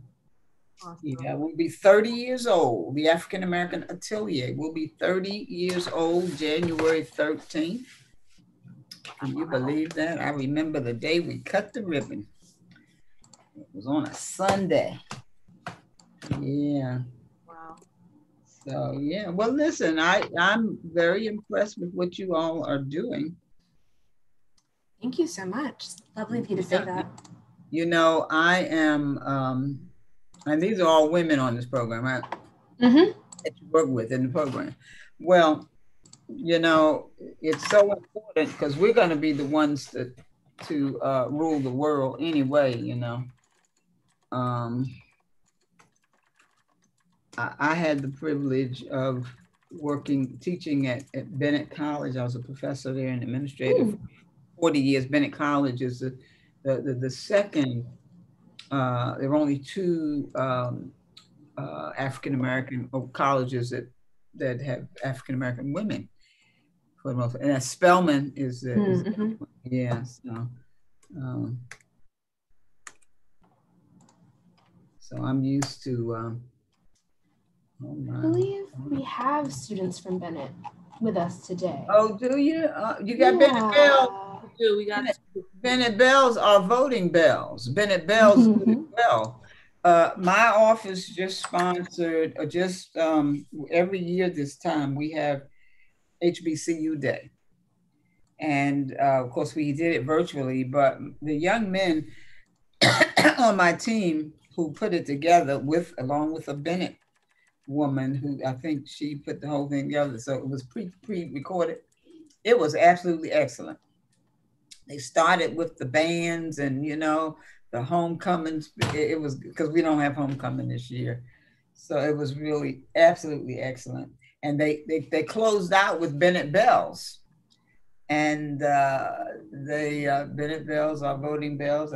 I coined that phrase, but it's really, I'm glad to see that the students are still serious about not just their education, but about their communities and making a difference. So, because it's really going to be the women who determine who's going to get elected in all these offices. So, you know,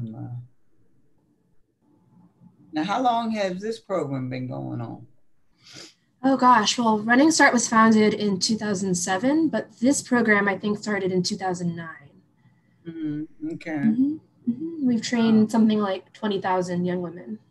So your organization is Running Start.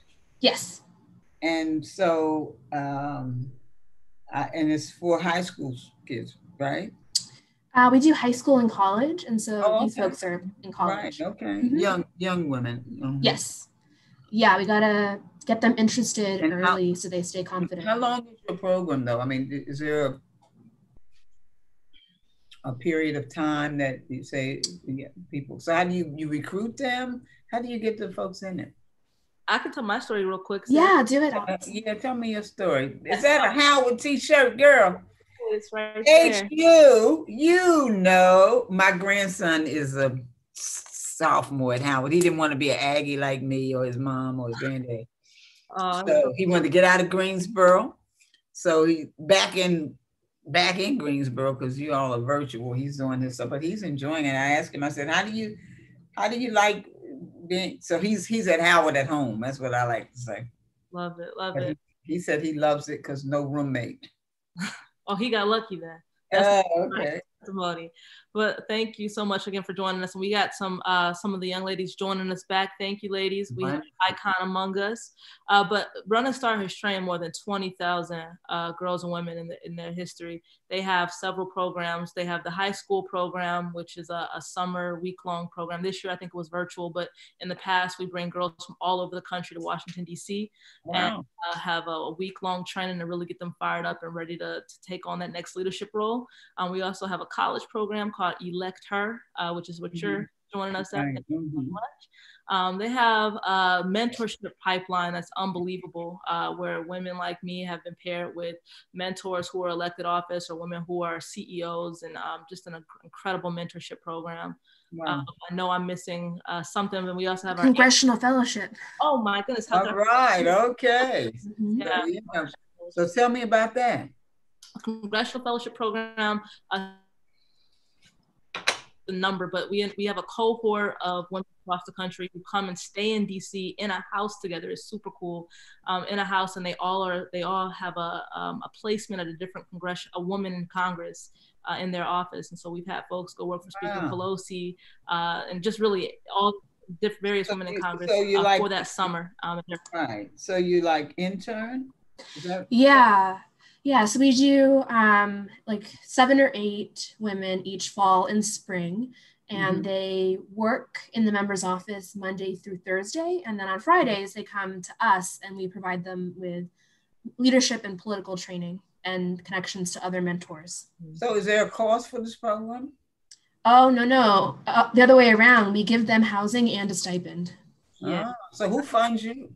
I've been with Running Start for 6 years, and I've never paid a penny for anything. They've just, been so gracious. All right. So how do you get your funding? We do so just like the similar programs. I know you said I'm a nosy legislator. No, this is public information. Just like the similar programs that are run by CHCI and the CBCF, we're all funded by Walmart. Okay. I'm impressed. But I guess I've aged out for your program. I think I have, and I'm only 30, so it's okay. So what is your age range, though? I'm curious. I think our core age range is like 13 to 22, but we do offer mentorship and programming for people in their 20s.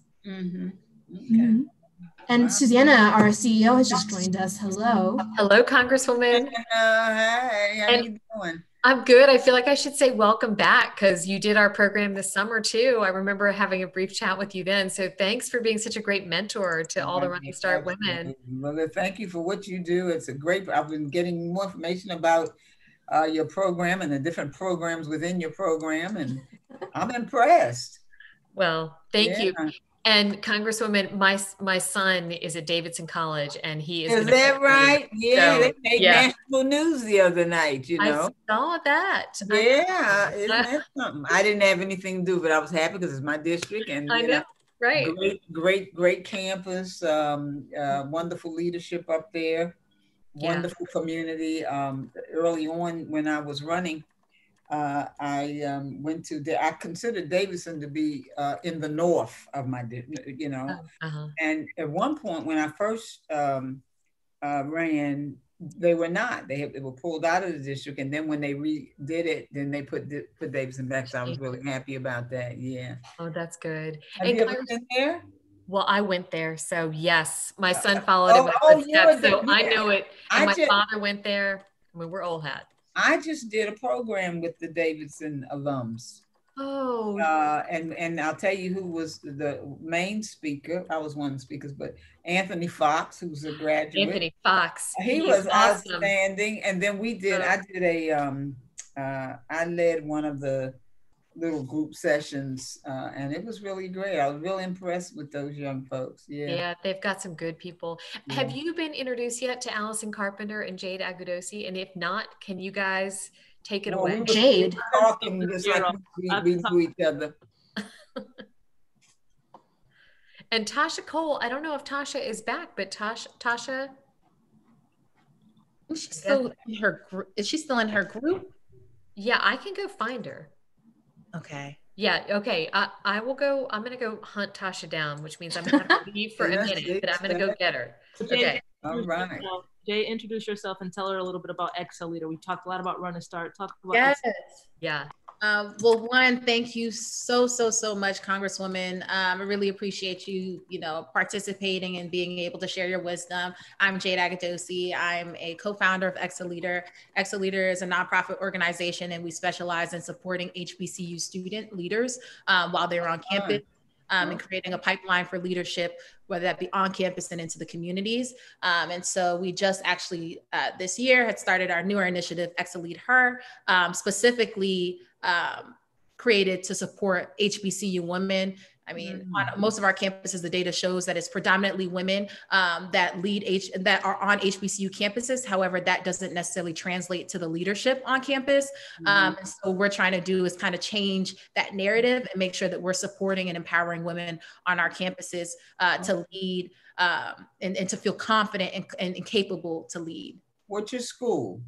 I attended Howard University. I'm a graduate. HU. You know, I was just telling Allison that my youngest grandson, Aaron, didn't want to be an Aggie like his nana or his mama or his granddaddy. So he wanted to get out of Greensboro. So he's a sophomore at Howard. Yes. Business department. And plus he also makes music. So he's doing beats or whatever with some of the really famous people. But, he's back in Greensboro because he's working virtually, and I asked him about it. I said, "So how do you like?" So he's at Howard at home. Yeah. And he said he loves it because he doesn't have a roommate. See, it's crazy. My family is actually from Greensboro. A lot of Is that right? Yeah, we're from Greensboro. They were former constituents of mine. I served Greensboro. But they all over 40 years or something. Yeah, they all migrated up to the East Coast. So now most of my family were in like New York, New Jersey. Oh, okay. I grew up in Newark, New Jersey. Really? I'm from New Jersey. I literally am in New Jersey right now. Presently, I'm in North Brunswick. Okay. I graduated from Westside High School in Newark. Yes, the world is so small. Wow. It is. Oh, Newark. Okay, I didn't know you were a Jersey girl as well. Yeah. That makes me feel good. Garden State. All right now. Well, ladies who've joined us, you see that we have been joined by an icon. I see some of your messages in the chat. Congresswoman, folks are saying hello. It's so great to have you here. We're about to get started in a second. I think we got one more group that is still joining us. And Susanna just posted a message. If you all didn't pick someone from your group, please do so to move on to the next round of our campaign simulation.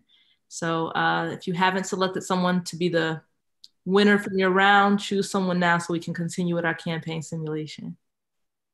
And just to give you a little background, Congresswoman, we have a lot of different HBCUs that are represented on this call today. So we have from Howard to Hampton. I thought I saw some FAM folks, Texas Southern, Bennett, Tennessee State, Bennett, Bowie, Bowie. My office just did our second annual HBCU day, and it was fabulous. It was on, it was virtual, but we had the bands and everything. So we pre-recorded it. So we'll send you the video so you will enjoy it. It's got Howard and Tennessee and all of that. Yes. Oh, I'm sorry. There's folks in the chat now saying South Carolina State. Don't forget South Carolina State. The number one HBCU, which debatable, Howard. All right. I'll let you have it. Today. We're not gonna do it. It's all you. And was Tasha able to join us? I think she's on her way back, but let's, I don't want to delay us any further. So we're going to move on with our, I know that everyone just did their elevator speeches. How did that go? Let us know in the chats. How did you enjoy your elevator speeches? I know my group did an excellent job. My group did as well. These ladies. So you guys really mastered taking your issue, communicating to your voters what your issue is and how you're going to be the person to help move that issue forward. So thank you all for participating. Does anybody in the comments? Tasha just got back in. So we'll pick back up after this incredible panel that I'm gonna pass it off to Tasha Cole, but after that, we will move forward with our campaign simulation. So thank you all so much. And now I am passing it off to the incredible Tasha Cole, who is the Chief Diversity Officer at DCCC. Thank you. Hey, Tasha. Hello, everybody. Allison is a success story for me. I did one of the electors with Running Start. She came. I guess I did an okay job because she decided to run for DC Council position, the advisory position. So I will take that as a W for me. I'm so excited to be here, excited to have Congresswoman Alma Adams joining us. Congresswoman Frederica Wilson wanted to be here, and there's only one reason she could not be here with us today. President Obama is in Miami. Right, yeah. And Congresswoman Wilson loves her some Barack Obama. I don't blame her. I do. And she is very, very interested in making sure that we turn out. I'm going to take my co-chair Running Start hat off for a second.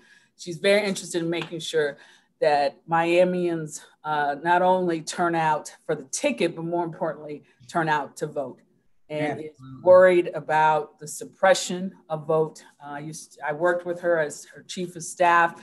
She has been texting me all week and was very excited and was very much looking forward to being here with her colleague and her friend in the U.S. Congress. Her soror, yes, and Link sister, right? I think you are. Not Link. You're not Link. Okay, well, definitely they are members of Alpha Kappa Alpha sorority, and which is, as many of you know, the illustrious sorority of our next vice president, Kamala Harris. That's right. That's my soror too. Yeah. Senator Kamala Harris. Yes. I want to tell you all a little bit about Congresswoman Adams. She graduated from North Carolina A&T. All right. And she received her master's degree from there as well, and then got her PhD from The Ohio State University in Columbus, Ohio. My sister is a proud graduate, Buckeye Nation. She is the recipient of numerous awards and honors, including the North Carolina A&T State University Human Rights Medal, the highest award presented by her alma mater to an individual who fights against social injustice, and helps improve the world. I think she also taught at Bennett College. 40 years. She is, there are some Bennett Bells who are voting bells or giving you love in the chat. She went on to serve 10 terms in the state house. She rose to become chair of the North Carolina Legislative Black Caucus. And then she turned to her career next to the US Congress, where among many of her accomplishments, but what makes her so special is because this was such a needed effort in Congress. She is the co-chair of the Congressional Bipartisan Historically Black Colleges and University Caucus, and it promotes legislation that supports HBCUs and its graduates. She is the creator of the HBCU Brain Trust, which has brought many university presidents to Washington, D.C. to advocate on behalf of HBCUs. They've gotten money in the Farm Bill for HBCU scholarships, funding for newly established centers of excellence in agriculture, and also the Diversity in Tech program, which is, as you know, is very beneficial to our HBCUs. So with that, if everybody, I'm so excited if you all can give her love in the chat. Excited to have you here, Congresswoman. I want to ask you a few questions, and then Congresswoman Wilson has a video that we want to show towards the end that she shared that I think will be very inspirational to these young women about how she got started. She is a graduate. Congresswoman Wilson is a graduate of Fisk University. She's been a huge, huge proponent when she was in the Florida legislature for all the HBCUs in Florida, including Florida Memorial, Edwards Waters, and of course, FAMU. So I want to show that towards the end. But first, Congresswoman, I want to just get started and ask you, how did you decide to run for office? And how did you choose what position you wanted to run for? Well, first of all, listen, thank you all for inviting me, and thank you for the wonderful work that you do. Thank you for your service. It is indeed the rent we pay for living on this earth. You know, I never really thought about running for office, really. I wanted to be an educator. I wanted to be a good educator. So I was teaching for that time, probably 8 or 10 years at Bennett. And so people ask me today, why did you decide to run after being an educator? But I was an educator. And that's one of the things that our HBCUs do. They allow you as a faculty or staff member to engage in the community. Not only is it good for the community, but it's also good for the students. Teaching is something that I absolutely love to do. I have a daughter and a son. They're adults. My daughter is a principal this year, first year principal in elementary school in Greensboro. And they were very young. My son works with special needs kids. But they were both very young and in school, in elementary school. And they were closing schools in my community of Greensboro. And I guess at that time, like most people who run for office, it's something that really kind of gets in your system.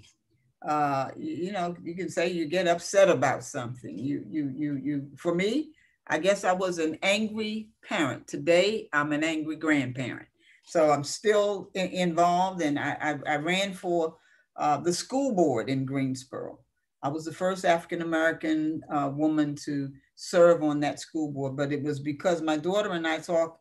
And when people asked me, she said, well, Mom, you ran because of me. I was really upset that the schools that they were closing were predominantly in the African-American community. So I think that when you run for a position, it's because of something that happens around you, I think, that really makes you want to get involved and create change. Because if you're not involved, all you can do is just talk about it. And but if you're going to be about it, then I think that that's what you have to do. You have to really get involved. So it was because of my kids so I was passionate about education. I had just left probably a year prior. I had just left Ohio State, and I wanted to get back into the community. And you mentioned the Ohio State University. but I got in terms, today is HBCU day for me because we just did our HBCU. So I'm HBCU strong. Some people refer to me as the godmother of HBCUs, but I appreciate what they did for me.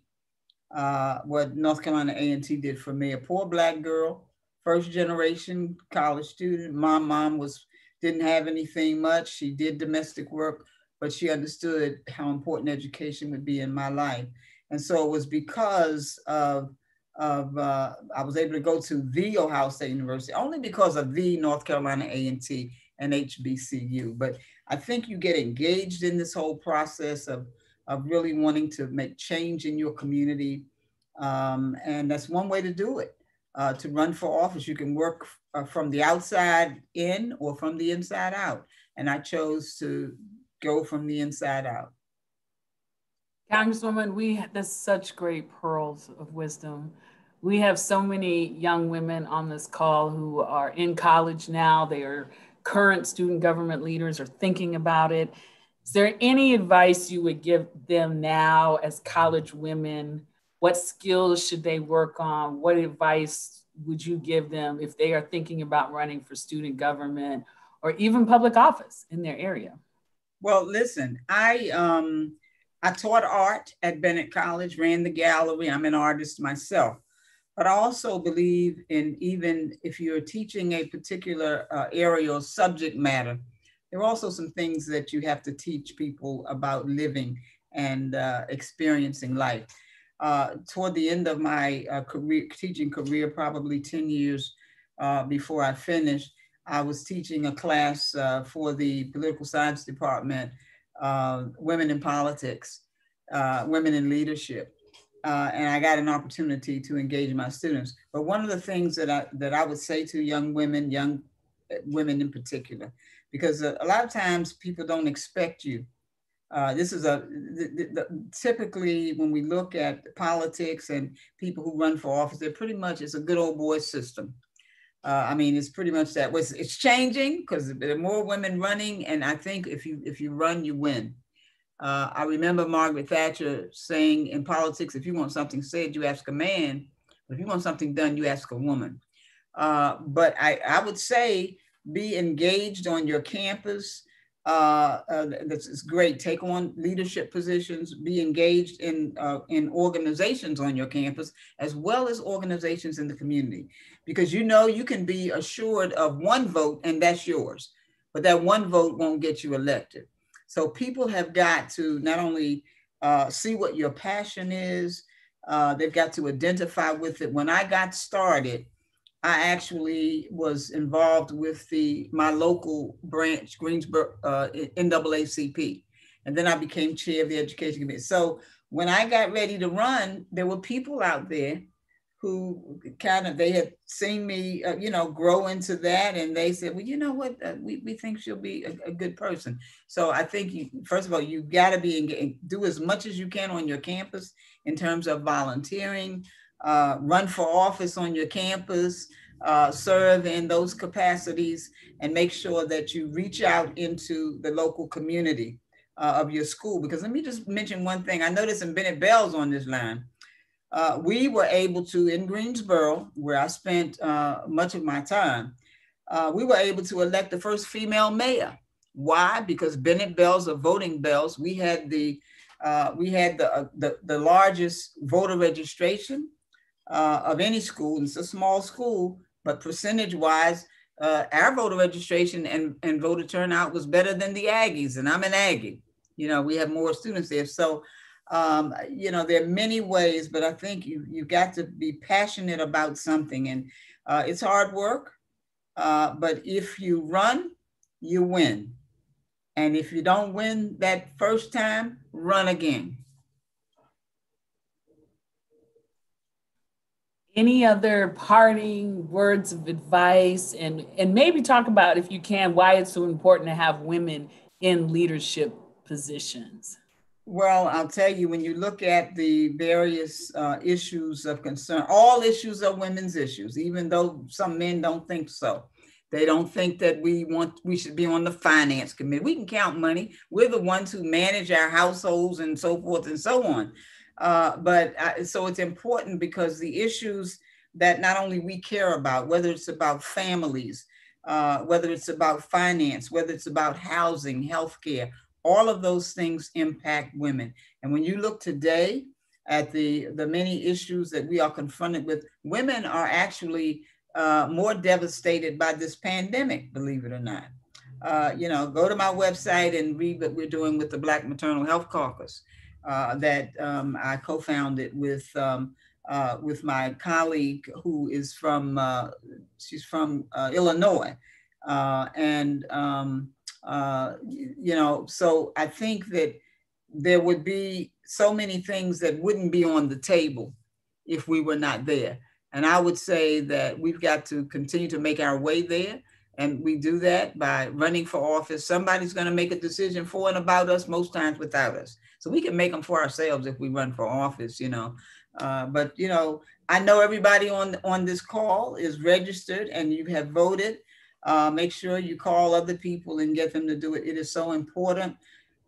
This is the most consequential election of our time. We know that it's really, people say it's a matter of life and death, and it absolutely is.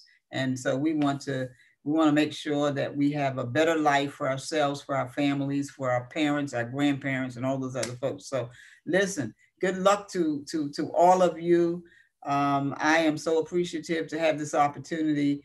And we'll just say it's really all about power, and we can have it. And power is what makes the difference in lives and communities. But the first thing you have to understand about power and how to get it, you don't ask somebody how to get it, where it is, or can you have it? You take it. So let's take it and let's make sure that we make things happen for us on November 3rd. God bless you all. Thank you, Congresswoman. Thank you as always.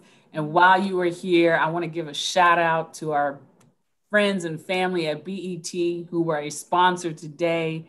Right. Janine's on the call. You know what big supporters they are of HBCUs and the work that they are doing in the Black community. I even pulled out my BET Yes to Black mug. Okay. But I want to give a shout out to BET because Congresswoman Adams, you know how much work they are doing with the HBCU family. And thank you so much for your words of wisdom. Someone asked if the artwork was yours behind you.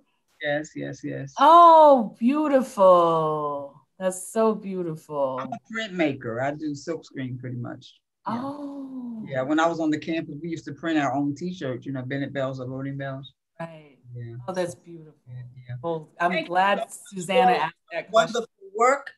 I just can't say thank you enough. I appreciate it. This was a wonderful way for me to spend my time this afternoon, and just keep pushing, and don't worry about we need to strategize, organize, and as I say over and over again, in North Carolina, it's a battleground state. We're gonna turn the mother out right here, November 3rd. All right. Thank you. Stay on as long as you want, Congresswoman. But we know that you have the work you have to do in North Carolina is so important. So stay as long as you can, but you are more than welcome to excuse yourself. We're going to turn to the video. I think Sarah has the video from. Yeah, I'll stay on a little bit. Okay, good. Oh, good. Thank you. I won't interrupt you. No, you're getting so much love in the chat. It's so much love in the chat. So much love. Lots of Bennett Bells.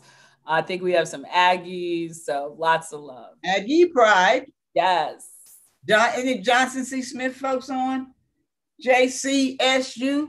That's the HBC in my district right now. Yeah, I don't know. I haven't heard anybody from there. We've got Howard, South Carolina State, FAMU. That's where I went. Howard, of course. So wonderful. Yes. Sarah's great. Yay, the video. Hello, I'm Congresswoman Frederica Wilson. I represent District 24 in Miami-Dade County and Broward counties. I have been in Congress for 10 years, and I started out my political career running for a member of the Miami-Dade County School Board. And I ran for the school board because I was a school principal. And I was not pleased with the way the school board was passing policy that impacted African American boys. So I quit my job as a school principal and ran for the school board, never dreaming that I would win.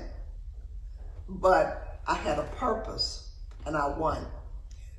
But before running for the school board, I did other community service events, I guess you would say. I closed down a composting plant that was built across the street from my school, and I told them not to build it, but they built it anyway. And so I had a very long career of public service, community service, and actually philanthropy before running for office. So I think you should build a foundation in something you really love, something that you're really interested in, and then you run for office and you champion that cause. My cause was education, children, little girls, little boys who weren't treated the best, and I wanted to make a difference. And after running for the school board, then I ran for the state legislature. After running for the state legislature and serving in many leadership positions in the state legislature, I ran for the state senate. Then after leaving the state senate, I ran for Congress. And I say to you that it is important for women to be in elected office because we have a different perspective of life. Of course, we have a different life. So we're more compassionate, we understand, we raise children, we pay the bills, we balance the budget, we make sure that everyone goes to Sunday school, we make sure that everyone votes. We actually carry the Black community on our shoulders. So when we get into a leadership position, like an elected official, things change. We make a difference. We make a huge impact because we bring so much to the table with us, because our experiences are different from white men or Black men or just men in general, because we are women. So I encourage you to keep your eyes on the prize. And I encourage you to become interested in and champion a cause. Remember that. You can't be all over the place. You keep your eyes on what you want to change, because that's what politics is all about, making change in America, whether it's on the local level, whether it's at the regional level, the state level, whether it's at the congressional level. It has to do with change. So when you see something that's not right, like my friend John Lewis used to say, then you fight until you make it right. And then when you decide to run for office, you won't have a hard time raising money. You won't have a hard time getting volunteers. You won't have a hard time getting people to believe in you, because even before you ran for office, they saw you as a community leader. They saw you as a community servant. They saw you as someone who was on a mission. And I've been running for office now for 29 years, and I've never lost a race. Never. I never even almost lost a race. I beat everybody just like a drum. The last race I ran, I won 85% of the vote. And it's because of the grit. It's because of the work. And as you move through your elected positions, you win the next year because your record speaks for you. Hello, I'm Congress.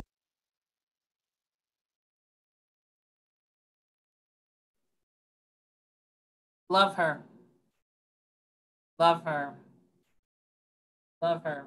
That's a true story about getting that compost out of her back. She loves to tell the story, and it's a great story about how you can start change. Doesn't matter where you are, like she said, and like the Congresswoman Adams said, when women run, we win. So glad. And they are changing the hat game on the Hill. Let me tell you, both of them are changing the hat game in Congress. Y'all got the hat in my lock. They have it on lock. They were not ready for the both of them in Congress. And we had to tell them that's what Black women do. Yes, we wear hats. So hats have always been in, and now they are in Congress.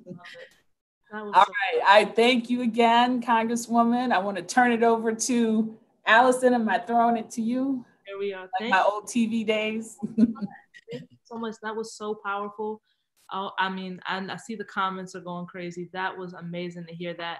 And thank you so much, Congresswoman Adams. I would like to encourage everybody, I know I'm going to, let's show Congresswoman Wilson some love on social media. Since she couldn't be here, let's let her know how much her video meant to us. So show her some love on Twitter and Instagram. I see she's on Instagram, so let's do that. And thank you so much, Tasha, as always, the consummate role model. Thank you so much for not only your leadership, but just your example. This has been amazing. It's awesome. One of the things I noted from the video is that Congresswoman Wilson definitely did plug in what's your issue. Okay, she let us know. And so that's going to be a good transition for where we're going to wrap up today. So you guys went into your breakout groups, and everyone should have delivered their elevator pitch. Do we know who are the winners of each group? I know my group, we're sending up Amber Wynn. I think so. I have 4 votes from group 5. So if that's done, then we're done. Group 5, anybody else need to vote that didn't vote? All righty, well, let's get this thing started. So as a reminder, our amazing supporters have put together some amazing swag for the winners of today's campaign simulation. So again, thank you, BET, for your support of Black women all the time, but also the Black women on this call today.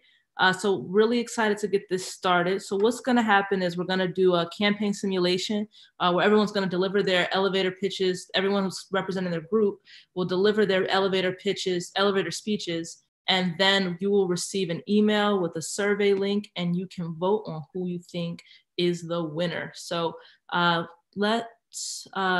should we queue up the folks from the groups? Awesome. So congratulations to Giovanni Ayers. We've got Amber Wynn, Jerica Edwards, Taylor Atkins, and Marissa Pittman. All right, let's show them some love in the chat. Yes. And I'm actually going to go ahead and invite our finalists to join as panelists. Oh, cool. So just watch that, you all, and it'll kind of look a little funny, but then you'll come back and be able to show your video.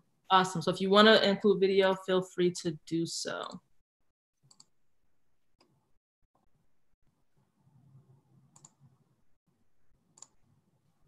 Congratulations to everyone. I was in my group and I was just so impressed with how quickly you all took this quick training and have turned it into excellent elevator pitches. You guys are so ready to take on your campus and your community.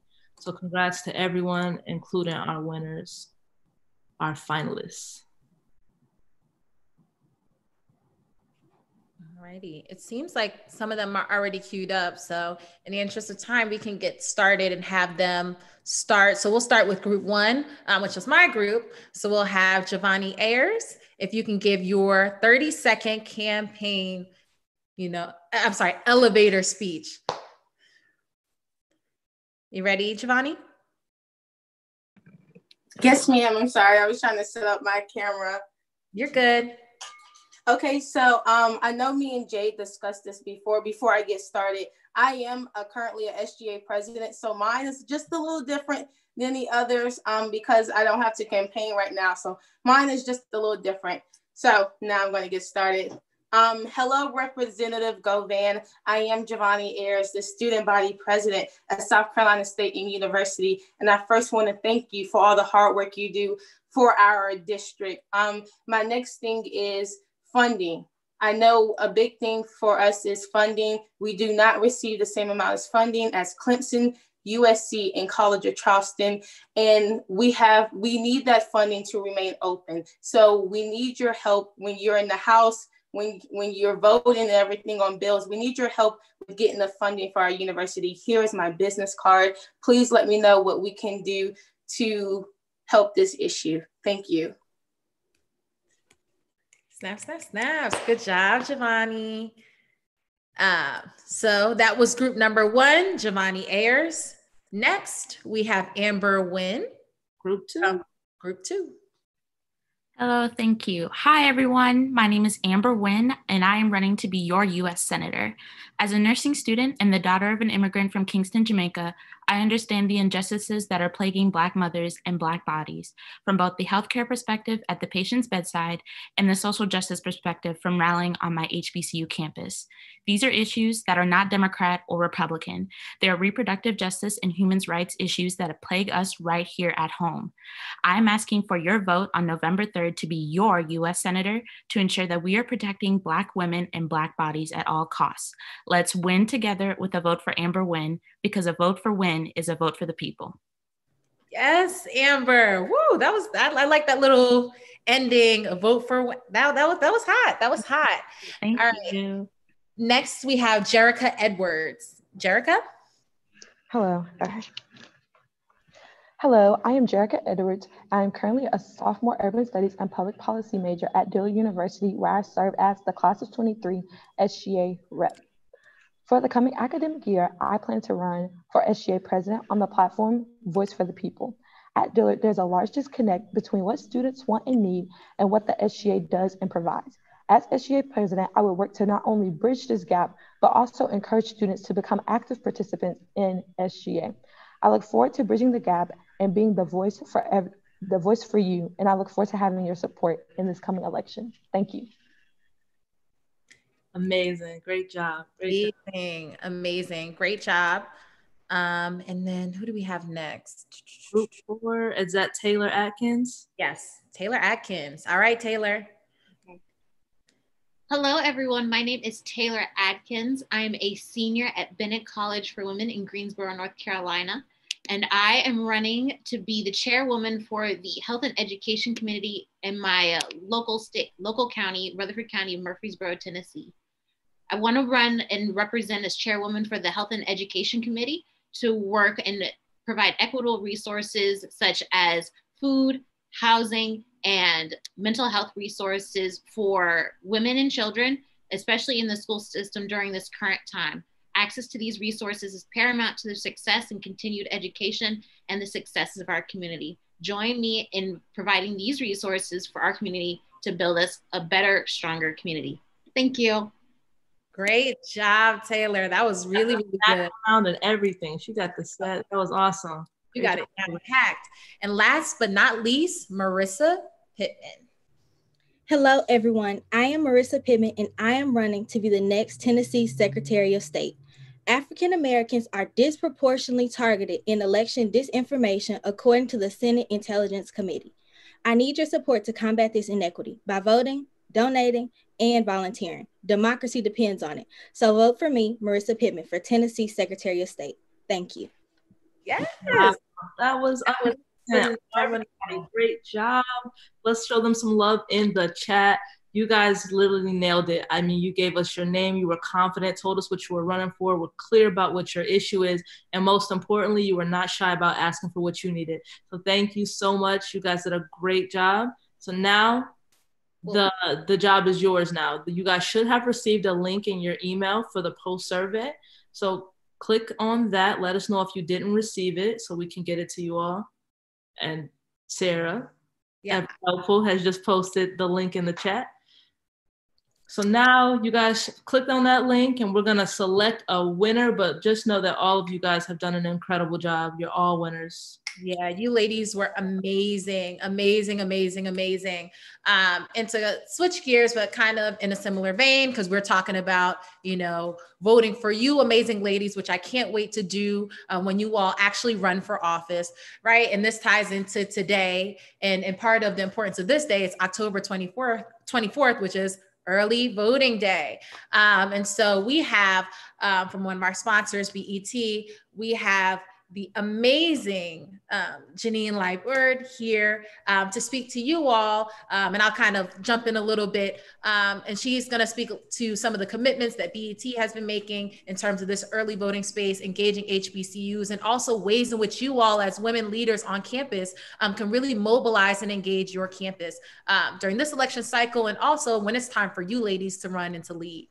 So Janine? Thank you, Jade. I was so involved in the pitches that I kind of forgot I was supposed to be. I was totally distracted. So first of all, thank you so much for having me. It is my honor to participate. Tasha, who I have known for so very long, it is a pleasure and honor to join you, Susanna, and the whole Running Start team. This is fantastic. And Jade, we've been on calls, and so it's so good to see you and Allison, so impressive, and all of the young women who have shared their voice today is just so compelling. I literally am just overwhelmed with excitement and joy about just what you're doing with this initiative. So I am just wanted to say on behalf of all of us at BET, we are supportive of you. One of our key pillars of the work that we do, we're all about empower, entertain, and engage. And I run our social impact and our communications work. I went to Vassar, but I also went to Spelman, so I represent HBCU all day long. I'm coming to you from Brooklyn, where I really did try to early vote, but that line was about 3 hours long. I would have absolutely missed this time. So I'm gonna hit back out tomorrow and try again. But this is the good thing about early voting. You have all week, so you can just keep going until you get there. But it was so inspiring to see such an amazing energy outside, and then to come home and see all of this energy in all of these Brady Bunch boxes today. At BET in February, we launched our Reclaim Your Vote campaign, and it was all about galvanizing our audience early. This was pre-COVID, so we really thought we were ahead of the game, getting out there and addressing young people, specifically our Gen Z and millennial audience, young Black men, which we have seen so much lately, how much focus and attention both parties, I'll just leave it at there, have against this audience, and also supporting Black women who are the cornerstone and the back of all of the work of the Democratic Committee. So we just are so excited to be here today, because for us, the election is not just about one day. It's not about one campaign. It's not it's just about the presidential campaign. It's really about down ballot, all of the elected offices, and really threading the needle between what we saw in the aftermath of George Floyd and the protests in the street to what we need to be doing in our communities each and every day. And we see the difference is 100%. The difference in how each locality manages these situations is based on who are in these local elected officials capacities. So that work that you're doing and engaging each other, challenging each other to run for office, to start now in student government is just phenomenal. And I just really, from the bottom of my heart, have to just say thank you. And I'd also like to acknowledge, I know a number of you have been doing some incredible work on your campuses to get out the vote.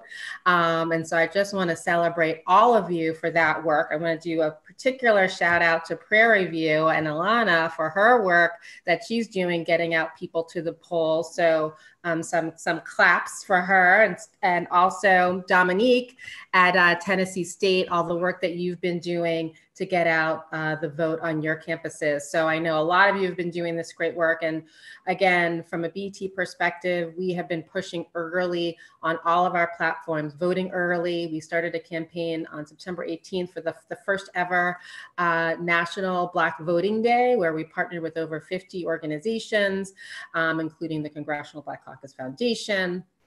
We partnered with the National Urban League to make sure that people started thinking about a voting plan in September, because we knew we had to do things a little differently this year. So we just encourage you to continue to do your great work in terms of your personal development and also getting out the vote on your campuses. And yes, you will get some great swag. And if you also go to our site, reclaimyour.vote, and share your information, we'll also send you some treats as well. And I believe we have a link for everyone. We have the Hip Hop Awards, one last PSA, Hip Hop Awards coming on next Tuesday. In the same way with the BET Awards, that we really pull together what was happening in the Black Lives Matter movement. You will see an incredible and really fun and engaging outreach to our community to get out the vote and vote early. So tune in. And we do have a special filter. I don't know, Jade, if you have that link, but we have some really cool social filters for Hip Hop Awards that I'd love for all of you to use. And we'll be all of our talent. You'll see, all the talent pushing out their great art in their social filters. So we just, at BET, this is one of our core pillars, is supporting young leaders. And we're happy to support you and be part of your journey moving forward. So again, thank you for having me. Thank you so, so, so much. We really appreciate it. And we really appreciate, BET for sponsoring and really taking the lead on this. And as Janine said, early voting is so important. And they've been, putting in the groundwork and doing this work before COVID hit to really get, our folks out into the polls, registered, and also to the polls. And so this is just another, for all the ladies that are on the call, make sure that you all, I could imagine you all have probably already registered to vote, but the next step is making sure that you guys go out and you make a plan, that you vote early. And I know for the work that we're doing with Ex-a-Leader, we're working with the collective on our Vote HBCU campaign. And so we've actually worked with a lot of the different schools that you all are coming from to really register students on your campus to vote and also to mobilize those students. So it's just exciting to see you all on this call, and exciting that we were able to, get BET, Janine, to really be a part of this. And so we're very appreciative. And to kind of close us out a little bit, I just want to say a couple of thank yous. So of course, like I said, thank you to BET for really taking the lead and sponsoring and really supporting this event. I also want to thank, some of our other sponsors, Lucinda Robb, who's also, a Running Start board member, and fun fact, the granddaughter of Lyndon B. Johnson, which is so cool. So cool. And so thank you so much, Lucinda, for really supporting this event and supporting us and supporting, reaching out to HBCU women and empowering them. Also want to thank, the entire Running Start team and our panelists and the different women that have helped make this event happen. So Tasha Cole, Allison, Susanna, Sarah, Adelie, it's just like an entire team effort. So from the bottom of our hearts, we're so appreciative and so thankful that you all have been able to help make this happen, because this is just important work for HBCU. So my heart is very, very full. I'm very thankful. And yeah, I guess that's all I had. Is anybody else, Allison or Susanna? I have one more shout out. He couldn't be here today, but just to tell you how important it is to have men as allies, Isaac Forger is our newest board member. He is from Memphis, Tennessee. He didn't go to an HBCU, but he acts like he went to an HBCU. But he and myself and Janine, we go back so many years, but Isaac was a huge champion in this effort, and talking to Janine too, and talking to the BET family. And he is a big advocate. He has a daughter, a son, an amazing wife, but he has been a huge advocate of this organization for years, has supported Women to Watch. And we thought he'd make a perfect board member, and he has already raised money from somebody from Meharry Medical College and from another colleague of a friend of ours. So I just wanted to give, he couldn't be with us here today, but he did push it out. He put it on his social media pages. So I just wanted to give Isaac some love to the team. Some of you all, I think Allison, you've had a chance, I think, to spend time with him and obviously the Running Start team, but and on behalf of the board, they are excited about this. Lucinda's another new member of our board. And yes, that's an exciting, fun fact because we know President Johnson. I just watched Smithsonian, a documentary about the day Kennedy died. And it was very, very moving because history does not always give President Lyndon B. Johnson the credit for pushing through civil rights at a time when I am the grandchild of segregated South Alabama.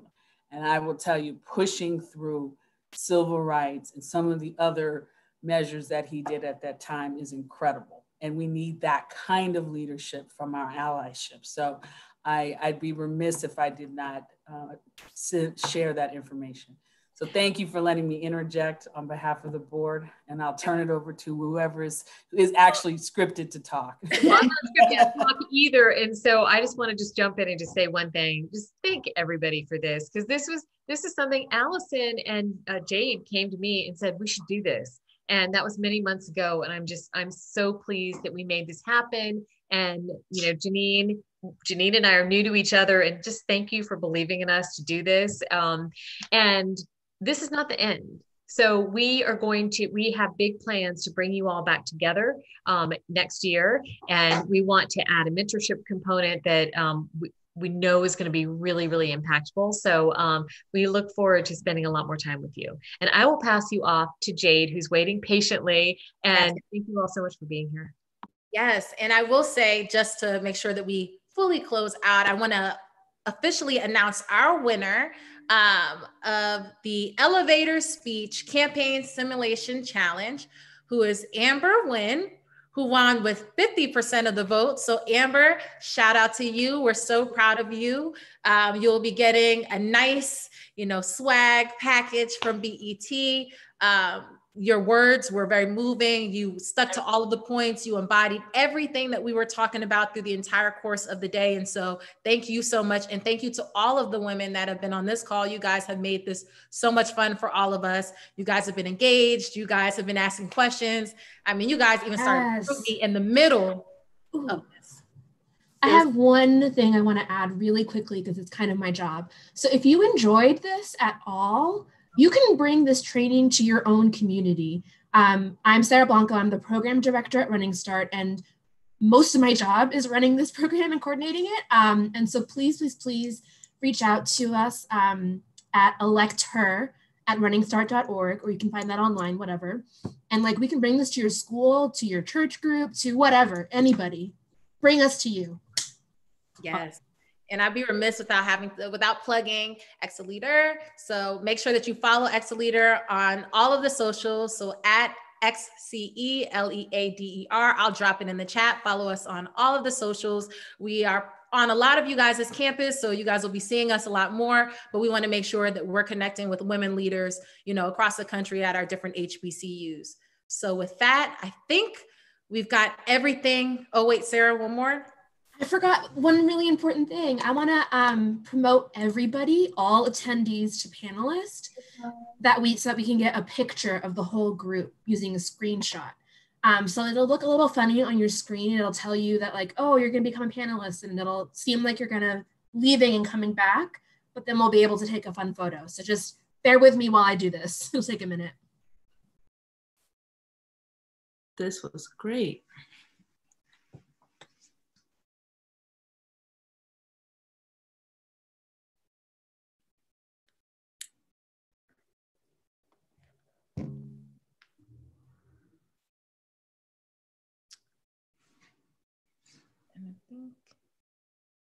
I'm seeing us all come in as panelists. Nice. I love it. Also, for the women that are on the call, just one last thing. I keep saying one last thing and it's another thing. But for the women on the call that are interested in running for leadership positions on their campuses, so if you're interested in running for SGA or Miss or whatever capacity you want to lead in, ExoLeader, we have our fellowship program. So we help support leaders that are running on campus. So if you are interested in running and if that's something that you want to do and you're looking for support in doing that, make sure that you really do follow us on socials. Make sure that you connect with us because our fellowship program is really about making sure that we support you all in your endeavors to lead on your campuses. So just wanted to make sure I added that in there just for all the ladies that are interested in running. So do a lecture, bring a lecture to your school. I'm a facilitator, so I can come virtually now. You can request Tasha, and if you can in her schedule, she'll do it. I mean, or she's Jade, not busy, or Allison, or Allison, or me, or Suzanne. Susanna. Do it. That's even more fun. Then you get to go all around the country once COVID's over, and you get to go to schools. I've been to Jamaica. It was great. I went to Jamaica too. Yeah, you did. Awesome. Not all of us have gone to Jamaica. You didn't bring me to but that it's one. Great. Well, Janine, we will. You need it in person. It's no good to go to Jamaica by Zoom. Okay. Fair. I'm not signing. I'm a patient woman. I can wait. So if everyone who feels comfortable could turn their camera on real quick, we'll just take a screenshot. We'll all kind of freeze and smile for a few seconds. And then we can chat a little and then head out. Awesome. Okay. Nice to see everyone. Give it a few seconds. Hello, hello. Okay, I think we're good to go. Okay, everybody ready? 1, 2, 3. Got it. I love that fun. you know how to do this on your computer. I can teach you the ways. Yes. I need a millennial tutorial. We're too old. That's it. We're too old. Thank you all so much. This was great. Stay in touch, stay connected. And I know some folks followed me on social. Let's stay connected and stay in touch. So. Yeah, I'll be sure. Make sure you follow us. Make sure you connect with us. We're here to help and support you. I'll drop all of my socials. And their socials so you all can follow, stay connected. If you need anything, you need help, you need a voice that's going to tell you to do it. Myself, Allison, will be, your main cheerleaders if you need some. So my pom-poms are in the closet. I'm ready to pull them out. So if you need my support in any way, shape, or form, feel free to reach out. We're here to be a resource to you all. Same here. All right, ladies. Thank you. Have a nice one. All right. Bye, everybody. Bye. Bye, everybody. Bye, participants. Have a good rest of your weekend.